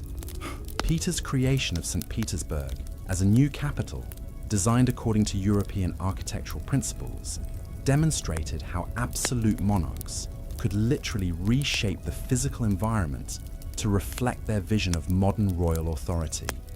The new city wasn't simply a more convenient location for government administration. It was a symbol of Peter's determination to transform Russia from a backward Orthodox kingdom into a major European power capable of competing with the most advanced monarchies of the age. The table of ranks that Peter established created a new form of nobility based on state service rather than hereditary privilege, demonstrating how absolute monarchs could use their authority to restructure social hierarchies in ways that served royal interests, while also providing opportunities for talented individuals to advance through merit rather than birth. The Petrine reforms represented one of the most successful examples of monarchical modernization in European history, but they also revealed the enormous costs in human suffering and cultural disruption that such transformation required. The emergence of the Ottoman Empire as a major factor in European politics during this period continued to provide an alternative model of absolute monarchy based on Islamic legal principles and Turkish administrative traditions that demonstrated the effectiveness of centralized authority while operating according to fundamentally different cultural and religious assumptions than Christian European kingdoms. The Ottoman system under sultans like Mehmed IV and Mustafa II created governmental institutions that were simultaneously more centralized and more flexible than most European monarchies, allowing for effective administration of diverse populations while maintaining religious and cultural autonomy for non-Muslim subjects. The gradual Ottoman decline during the late 17th century wasn't due to inherent weaknesses in Islamic governmental systems, but rather to the same problems of overextension and resource limitation that affected all early modern empires when their territorial ambitions exceeded their administrative and military capabilities. The Ottoman retreat from European territories after the failure at Vienna created opportunities for Austrian and Russian expansion, while also demonstrating the cyclical nature of imperial power that characterized early modern international politics. The scientific revolution that transformed European intellectual life during the 17th century created new challenges and opportunities for absolute monarchy, as traditional sources of authority based on religious doctrine and classical precedent came under systematic questioning by natural philosophers who insisted that knowledge should be based on empirical observation rather than received wisdom. The works of scientists like Galileo, Newton, and Descartes didn't simply advance human understanding of natural phenomena. They created new methods of inquiry and standards of evidence that could potentially be applied to political and social questions in ways that challenged traditional justifications for royal authority. The academies of science that absolute monarchs established in their capitals served multiple purposes in the complex relationship between royal power and intellectual innovation. These institutions provided royal patronage for scientific research, while also demonstrating monarchical commitment to advancing human knowledge and supporting practical applications that could strengthen royal government. But they also created communities of learned individuals whose expertise and international connections provided them with sources of authority and influence that operated independently of royal control. The religious conflicts that continued to divide European Christianity throughout the 17th century provided both opportunities and constraints for absolute monarchs who needed to balance the competing demands of religious authenticity, political necessity, and international diplomacy. The 30 Years' War that devastated Central Europe from 1618 to 1648 demonstrated how religious differences could generate conflicts that transcended traditional political boundaries, while also revealing the practical limitations of using military force to resolve theological disputes. The Peace of Westphalia that ended the 30 Years' War established new principles of international relations that emphasized state sovereignty and territorial integrity over religious unity or imperial authority, creating a system of competing nation-states that would dominate European politics for centuries. The Westphalian settlement represented a triumph for the principle of absolute monarchy within defined territorial boundaries, while also acknowledging that no single monarch could legitimately claim universal authority over other sovereign rulers. The economic development that characterized the 17th century created new sources of wealth and power that absolute monarchs needed to control or accommodate if they wanted to maintain their authority over increasingly complex societies. The growth of international trade, colonial expansion, and manufacturing created merchant classes whose economic importance gave them political influence that traditional noble hierarchies found difficult to contain or direct. The Dutch Republic during its golden age demonstrated how commercial prosperity and cultural achievement could flourish under republican institutions that distributed political authority among multiple stakeholders rather than concentrating it in a single monarch. The Dutch example provided an alternative model of political organization that challenged absolute monarchy's claims to be the most effective form of government, while also demonstrating how religious toleration and economic freedom could serve practical political purposes.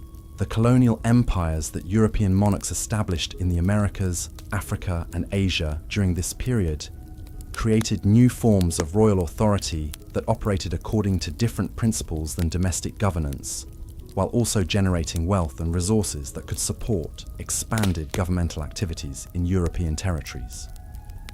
The administration of colonial territories required innovations in law, military organization, and economic regulation that tested the adaptive capabilities of European monarchical systems, while also creating new forms of cultural contact and conflict that would influence European development for centuries. The intellectual ferment that characterized the late 17th century was beginning to generate new theories of political authority and governmental organization that would eventually challenge the theological and philosophical foundations of absolute monarchy.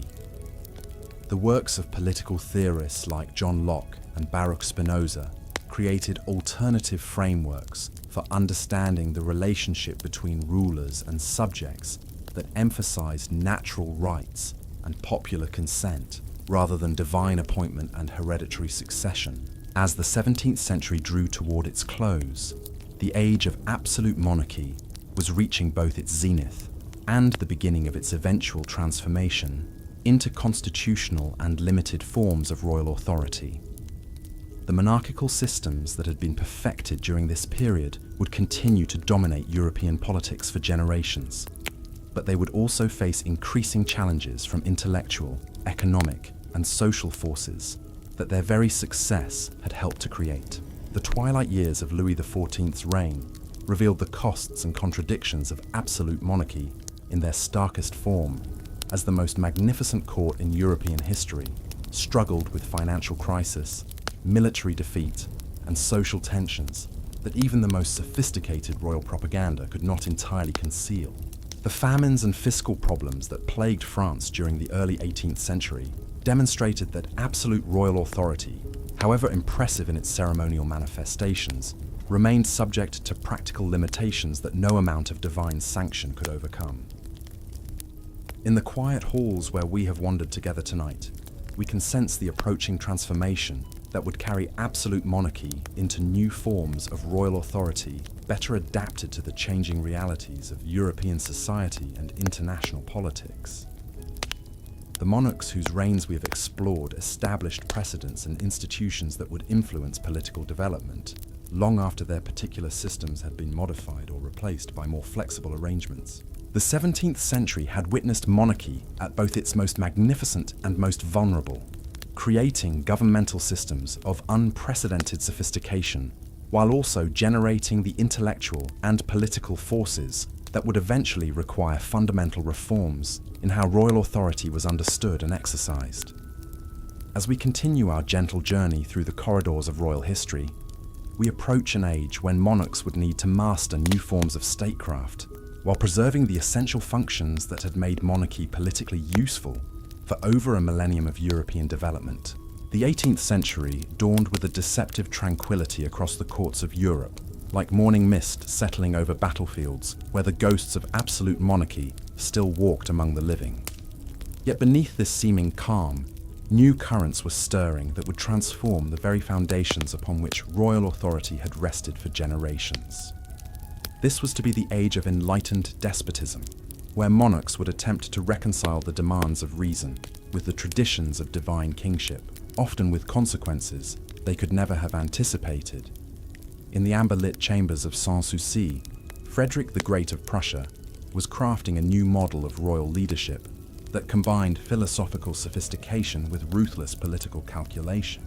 The king who corresponded with Voltaire and composed musical works for his own flute was the same monarch who would dismember Poland and establish Prussian military dominance through campaigns of methodical brutality.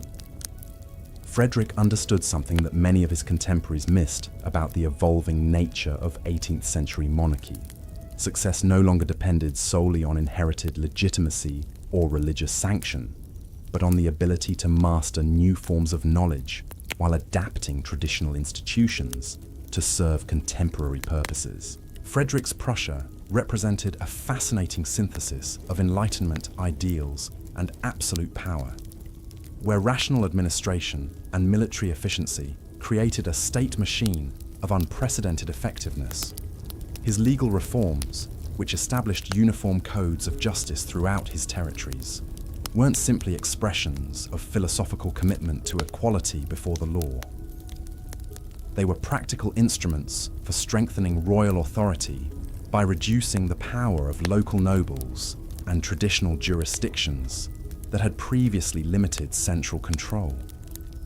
The economic policies that Frederick implemented demonstrated how enlightened monarchs could use new theories of political economy to increase state revenues while claiming to serve the general welfare of their subjects. His encouragement of agricultural improvement, manufacturing development, and religious toleration weren't purely altruistic gestures. They were calculated strategies for maximizing the human and material resources available to royal government while creating new sources of political support among populations that had previously been excluded from meaningful participation in public affairs. Meanwhile, in the glittering salons of Versailles, Louis XV was discovering that inherited magnificence was insufficient to maintain royal authority in an age when subjects increasingly demanded practical justifications for monarchical privilege. The king who had inherited the most splendid court in European history found himself governing a kingdom where traditional sources of legitimacy were being questioned by philosophers, criticized by lawyers, and undermined by fiscal crisis that no amount of ceremonial grandeur could disguise. The intellectual revolution that was transforming European culture during this period created unprecedented challenges for monarchs who had traditionally relied on religious doctrine and classical precedent to justify their authority. The works of Montesquieu, Rousseau, and the encyclopédistes didn't simply advance human knowledge about natural and social phenomena.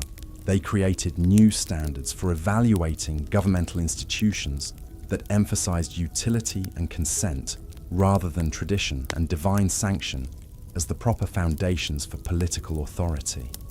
The salons where these new ideas were discussed and refined operated according to principles that implicitly challenged monarchical assumptions about the proper relationship between rulers and subjects.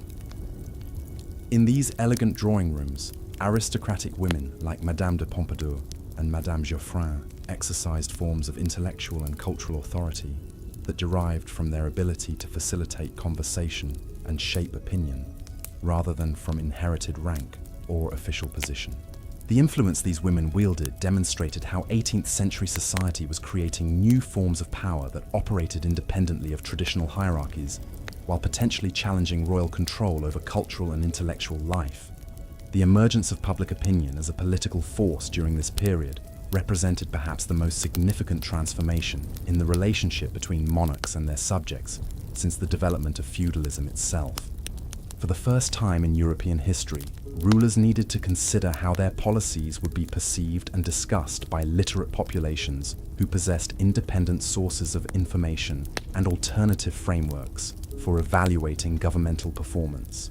The growth of newspapers, pamphlets, and published criticism created new forms of political communication that monarchs could influence but not entirely control.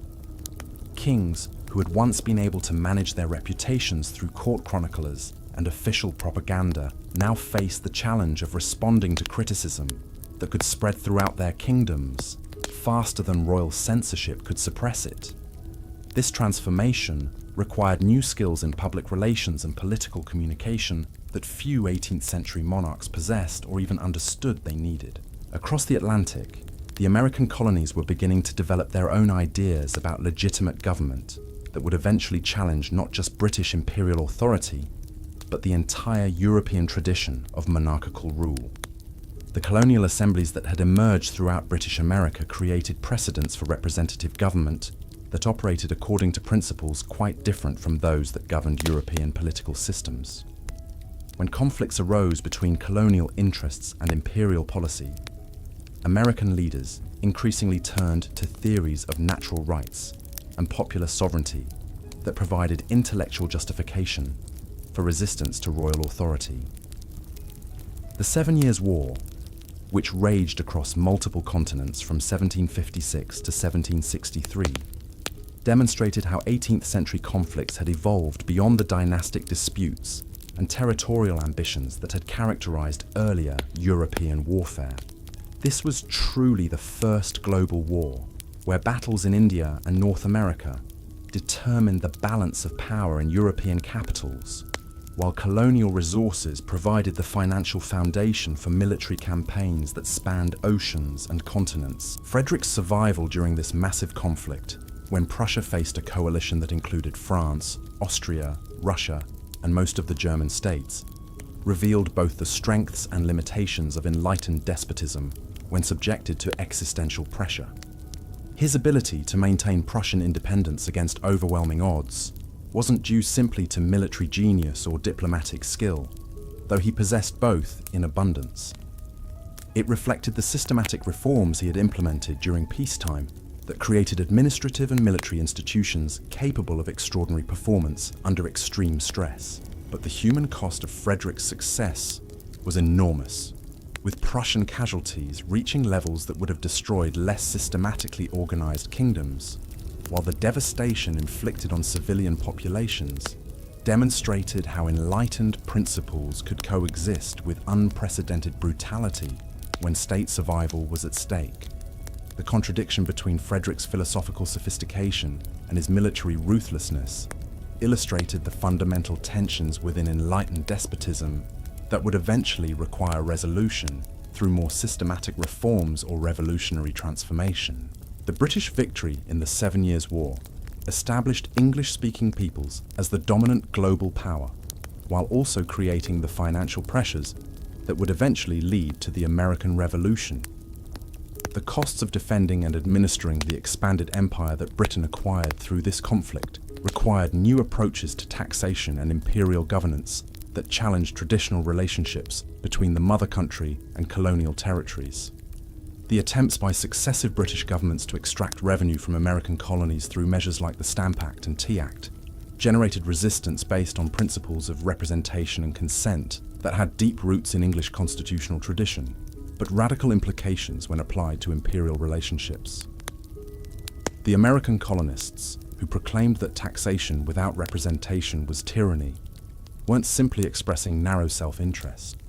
They were articulating a theory of legitimate government that challenged monarchical authority throughout the Atlantic world. In France, the financial crisis generated by participation in the 7 Years' War and subsequent American Revolutionary War created pressures for governmental reform that would eventually overwhelm the monarchy itself. Louis XVI, who inherited these mounting problems when he ascended the throne in 1774, was a well-intentioned monarch who understood the need for change, but lacked the political skills necessary to implement reforms without triggering the revolutionary forces that would ultimately destroy the ancient regime. The calling of the Estates General in 1789, the first such assembly in over a century and a half, represented Louis XVI's attempt to address fiscal crisis through traditional methods of royal consultation with his subjects. But the representatives who gathered at Versailles brought with them new ideas about popular sovereignty and constitutional government that transformed what was intended to be a royal request for financial assistance into a fundamental challenge to monarchical authority itself. The transformation of the Third Estate into the National Assembly marked the beginning of the French Revolution and the end of absolute monarchy as a viable form of government in Western Europe. The revolutionaries who took the tennis court oath weren't simply rebelling against particular royal policies or demanding specific reforms. They were asserting the principle that legitimate authority derived from popular will rather than divine appointment, creating precedents that would influence political development throughout the modern world. Meanwhile, in the vast expanses of Russia, Catherine II was conducting her own experiment in enlightened despotism that demonstrated how philosophical principles could be adapted to serve the expansion of imperial power while modernizing governmental institutions. Catherine's legal reforms, educational initiatives, and territorial conquests created a version of enlightened monarchy that was simultaneously more systematic and more ruthless than anything attempted in Western Europe. Catherine's instruction, which attempted to codify Enlightenment principles for Russian legal reform, represented one of the most ambitious efforts to apply philosophical theory to practical governance in 18th century Europe. But the document also revealed the contradictions inherent in trying to reconcile theories based on natural equality with political systems that depended on serfdom and aristocratic privilege for their continued existence. The Pugachev Rebellion, which challenged Catherine's authority throughout southeastern Russia, demonstrated how enlightened reforms could generate expectations among subject populations that monarchical systems were structurally incapable of satisfying. The peasant uprising led by Emelian Pugachev wasn't simply a traditional jacquerie protesting specific grievances. It was a systematic challenge to the social foundations of imperial authority that required military suppression on a scale that revealed the ultimate dependence of enlightened despotism on force rather than consent. The partitions of Poland that Catherine orchestrated in cooperation with Prussia and Austria represented enlightened despotism's approach to international relations, where rational calculation of state interests took precedence over traditional moral constraints or legal obligations.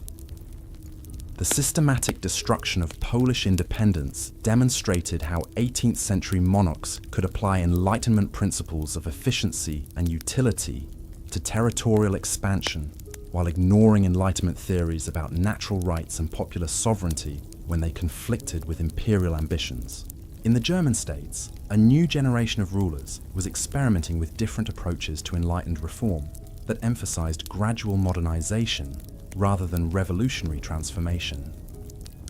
Monarchs like Joseph II of Austria and Karl Frederick of Baden attempted to implement systematic reforms in administration, law, and social organization while preserving monarchical authority through careful attention to timing and political management. Joseph II's reforms represented perhaps the most comprehensive attempt to apply Enlightenment principles to traditional monarchical government, with initiatives that addressed everything from religious toleration and peasant emancipation to administrative reorganization and legal codification. But Joseph's experience also demonstrated the practical difficulties of implementing rational reforms in societies where traditional institutions and cultural practices provided stability and identity for populations that weren't necessarily prepared for rapid change. The resistance that Joseph encountered from nobles, clergy, and peasants who saw his reforms as threats to their established rights and customary practices revealed how enlightened despotism could generate opposition from the very groups it claimed to benefit. The revolts in Belgium and Hungary that forced Joseph to modify or abandon many of his initiatives illustrated the continuing importance of traditional legitimacy and cultural continuity, even in an age that celebrated reason and progress as the foundations for good government. The smaller German states provided laboratories for experimenting with different approaches to enlightened reform that could be implemented more systematically than in larger territories where entrenched interests and traditional institutions created greater resistance to change. Rulers like Charles Augustus of Weimar demonstrated how minor princes could achieve disproportionate cultural and intellectual influence through patronage of arts and letters, while implementing gradual reforms that modernize their territories without generating revolutionary upheaval. The emergence of German cultural nationalism during this period created new forms of identity and loyalty that would eventually challenge both the fragmented political structure of the Holy Roman Empire and the universal claims of Enlightenment rationalism. The works of writers like Herder and Goethe celebrated distinctive German cultural achievements while also articulating theories of national development that emphasized historical continuity and cultural authenticity rather than abstract rational principles as the proper foundations for political organization. In Spain, the Bourbon reforms implemented by Charles III represented another version of enlightened despotism, adapted to the specific challenges of governing a global empire that stretched from Europe to the Americas and the Philippines. The administrative reorganization, economic development, and military modernization that Charles sponsored demonstrated how 18th century monarchs could use Enlightenment principles to strengthen imperial authority while adapting to changing international circumstances. But the Spanish reforms also generated resistance from colonial populations who saw centralization and increased taxation as threats to traditional autonomy and customary privileges. The revolts in Peru and New Granada that challenged Spanish authority during this period revealed how enlightened reforms could have revolutionary implications when applied to colonial territories where different ethnic groups possessed competing claims to legitimate authority. The expulsion of the Jesuits from Spanish territories in 1767 illustrated how enlightened monarchs could use anti-clerical policies to strengthen royal authority while also demonstrating the international ramifications of domestic reforms in an age when religious orders, commercial networks, and intellectual communities operated across political boundaries.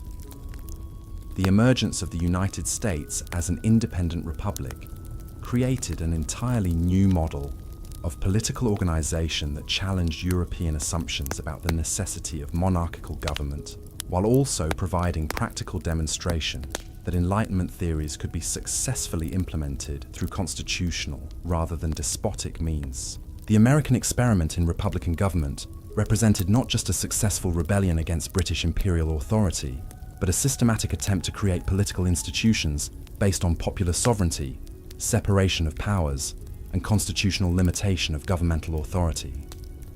The influence of American political innovations on European intellectual life was immediate and profound, providing concrete evidence that alternative forms of government could function effectively, while also inspiring political reformers throughout the Atlantic world who sought to apply similar principles to their own circumstances.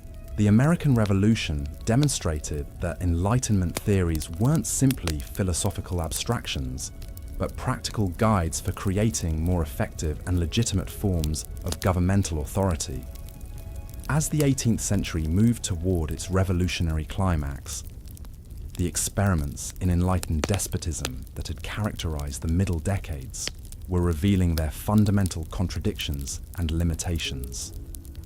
Monarchs who claimed to rule according to rational principles while maintaining absolute authority found themselves caught between rising expectations for reform and traditional resistance to change that their own policies had often intensified.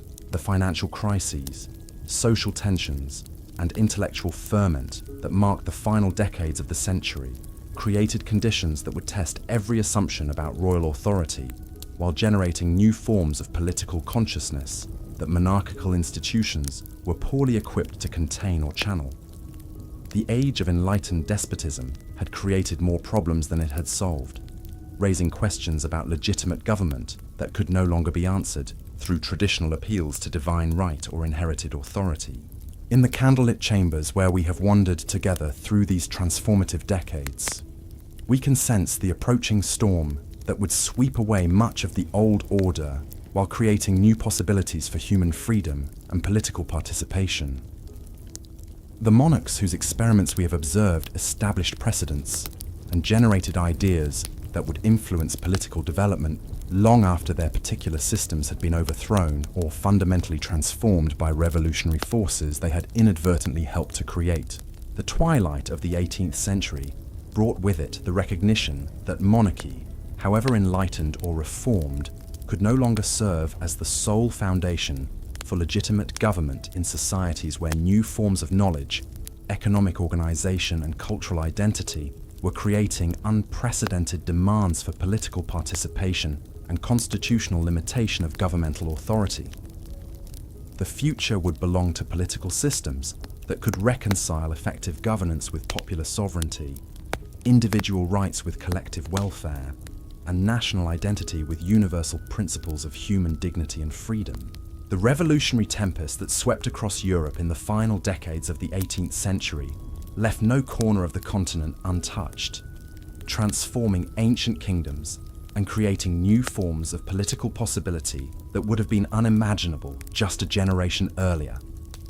As the 19th century dawned over a landscape scarred by war and renewal, monarchy itself was being reborn in forms that bore little resemblance to the divine right absolutism that had dominated European politics for centuries. In the smoke-filled councils of post-revolutionary France, Napoleon Bonaparte was forging a new synthesis of democratic legitimacy and imperial authority that would challenge every assumption about how royal power could function in the modern world. The young general, who had risen from obscurity through merit rather than birth, understood instinctively that 19th century monarchy required entirely different foundations than its predecessors. Divine right and inherited privilege were no longer sufficient to command obedience from populations that had tasted the intoxicating possibilities of popular sovereignty and national self-determination. Napoleon's transformation from first consul to emperor represented more than simply another ambitious general seizing power through military coup. It marked the emergence of a new form of monarchical authority based on personal charisma, administrative competence, and national glory, rather than traditional dynastic legitimacy. When Napoleon placed the imperial crown upon his own head in Notre Dame Cathedral, he wasn't simply crowning himself emperor. He was demonstrating that royal authority in the modern age would belong to those capable of earning it, rather than those fortunate enough to inherit it. The Code Napoleon that emerged from his legal reforms created a framework for civil law that would influence legal development throughout Europe and beyond, demonstrating how modern monarchs could achieve lasting influence through institutional innovation rather than military conquest alone. The systematic organization of legal principles according to rational categories reflected Enlightenment influence, while also serving practical needs of governing diverse populations within rapidly expanding imperial boundaries. But Napoleon's greatest innovation was his understanding of how nationalist sentiment could be channeled to support imperial authority rather than challenging it. The Grande Armée that carried French power from Madrid to Moscow wasn't simply a professional military force serving dynastic interests. It was an expression of French national identity that made every soldier a stakeholder in imperial success, while spreading revolutionary ideals throughout Europe in the baggage trains of conquering armies. The impact of Napoleonic warfare on European monarchy extended far beyond immediate military victories and territorial redistributions. The systematic destruction of the Holy Roman Empire in 1806 ended a 1,000-year tradition of universal imperial authority, while creating new opportunities for German political development that would eventually produce unified national monarchy under Prussian leadership. The continental system that Napoleon imposed on European commerce demonstrated how modern imperial power could operate through economic rather than purely military means, creating precedents for later forms of economic nationalism and imperial control. The resistance that Napoleon encountered throughout Europe revealed how his revolutionary innovations had inadvertently strengthened the very forces that would eventually destroy his empire. The Spanish guerrilla warfare that consumed French resources and manpower for years demonstrated how nationalist sentiment could be turned against foreign occupation, regardless of the ideological benefits that conquest might theoretically provide. The Russian campaign of 1812 illustrated the continuing importance of geography and logistics. In an age when military technology had transformed the tactical possibilities of warfare without eliminating its fundamental strategic constraints. Meanwhile, in the German states, the humiliation of military defeat and foreign occupation was generating new forms of cultural and political consciousness that would eventually challenge both Napoleonic hegemony and traditional particularist loyalties. The reforms implemented by Prussian ministers like Stein and Hardenberg weren't simply administrative adjustments designed to improve governmental efficiency. They represented systematic attempts to mobilize popular energy for national resistance, while modernizing political institutions that had proven inadequate to contemporary challenges. As our 1,000-year journey through the halls of royal power draws to its gentle close, we find ourselves standing at the threshold where medieval monarchy began its transformation into the modern world. From Clovis forging the first synthesis of Germanic warrior culture and Christian authority, through the magnificent courts of Renaissance princes, to the revolutionary upheavals that would reshape the very foundations of political legitimacy, we have witnessed how human ambition and institutional innovation dance together across the centuries to create the complex tapestry of European civilization. These monarchs, neither perfect heroes nor complete villains, remind us that history unfolds through countless individual choices made by people who could never fully grasp the consequences of their actions. In the flickering candlelight of memory, their stories become our inheritance, carrying us peacefully towards sleep with dreams filled with the eternal human struggle to balance power with justice, tradition with progress, and the weight of crowns with the freedom that makes life itself worth living.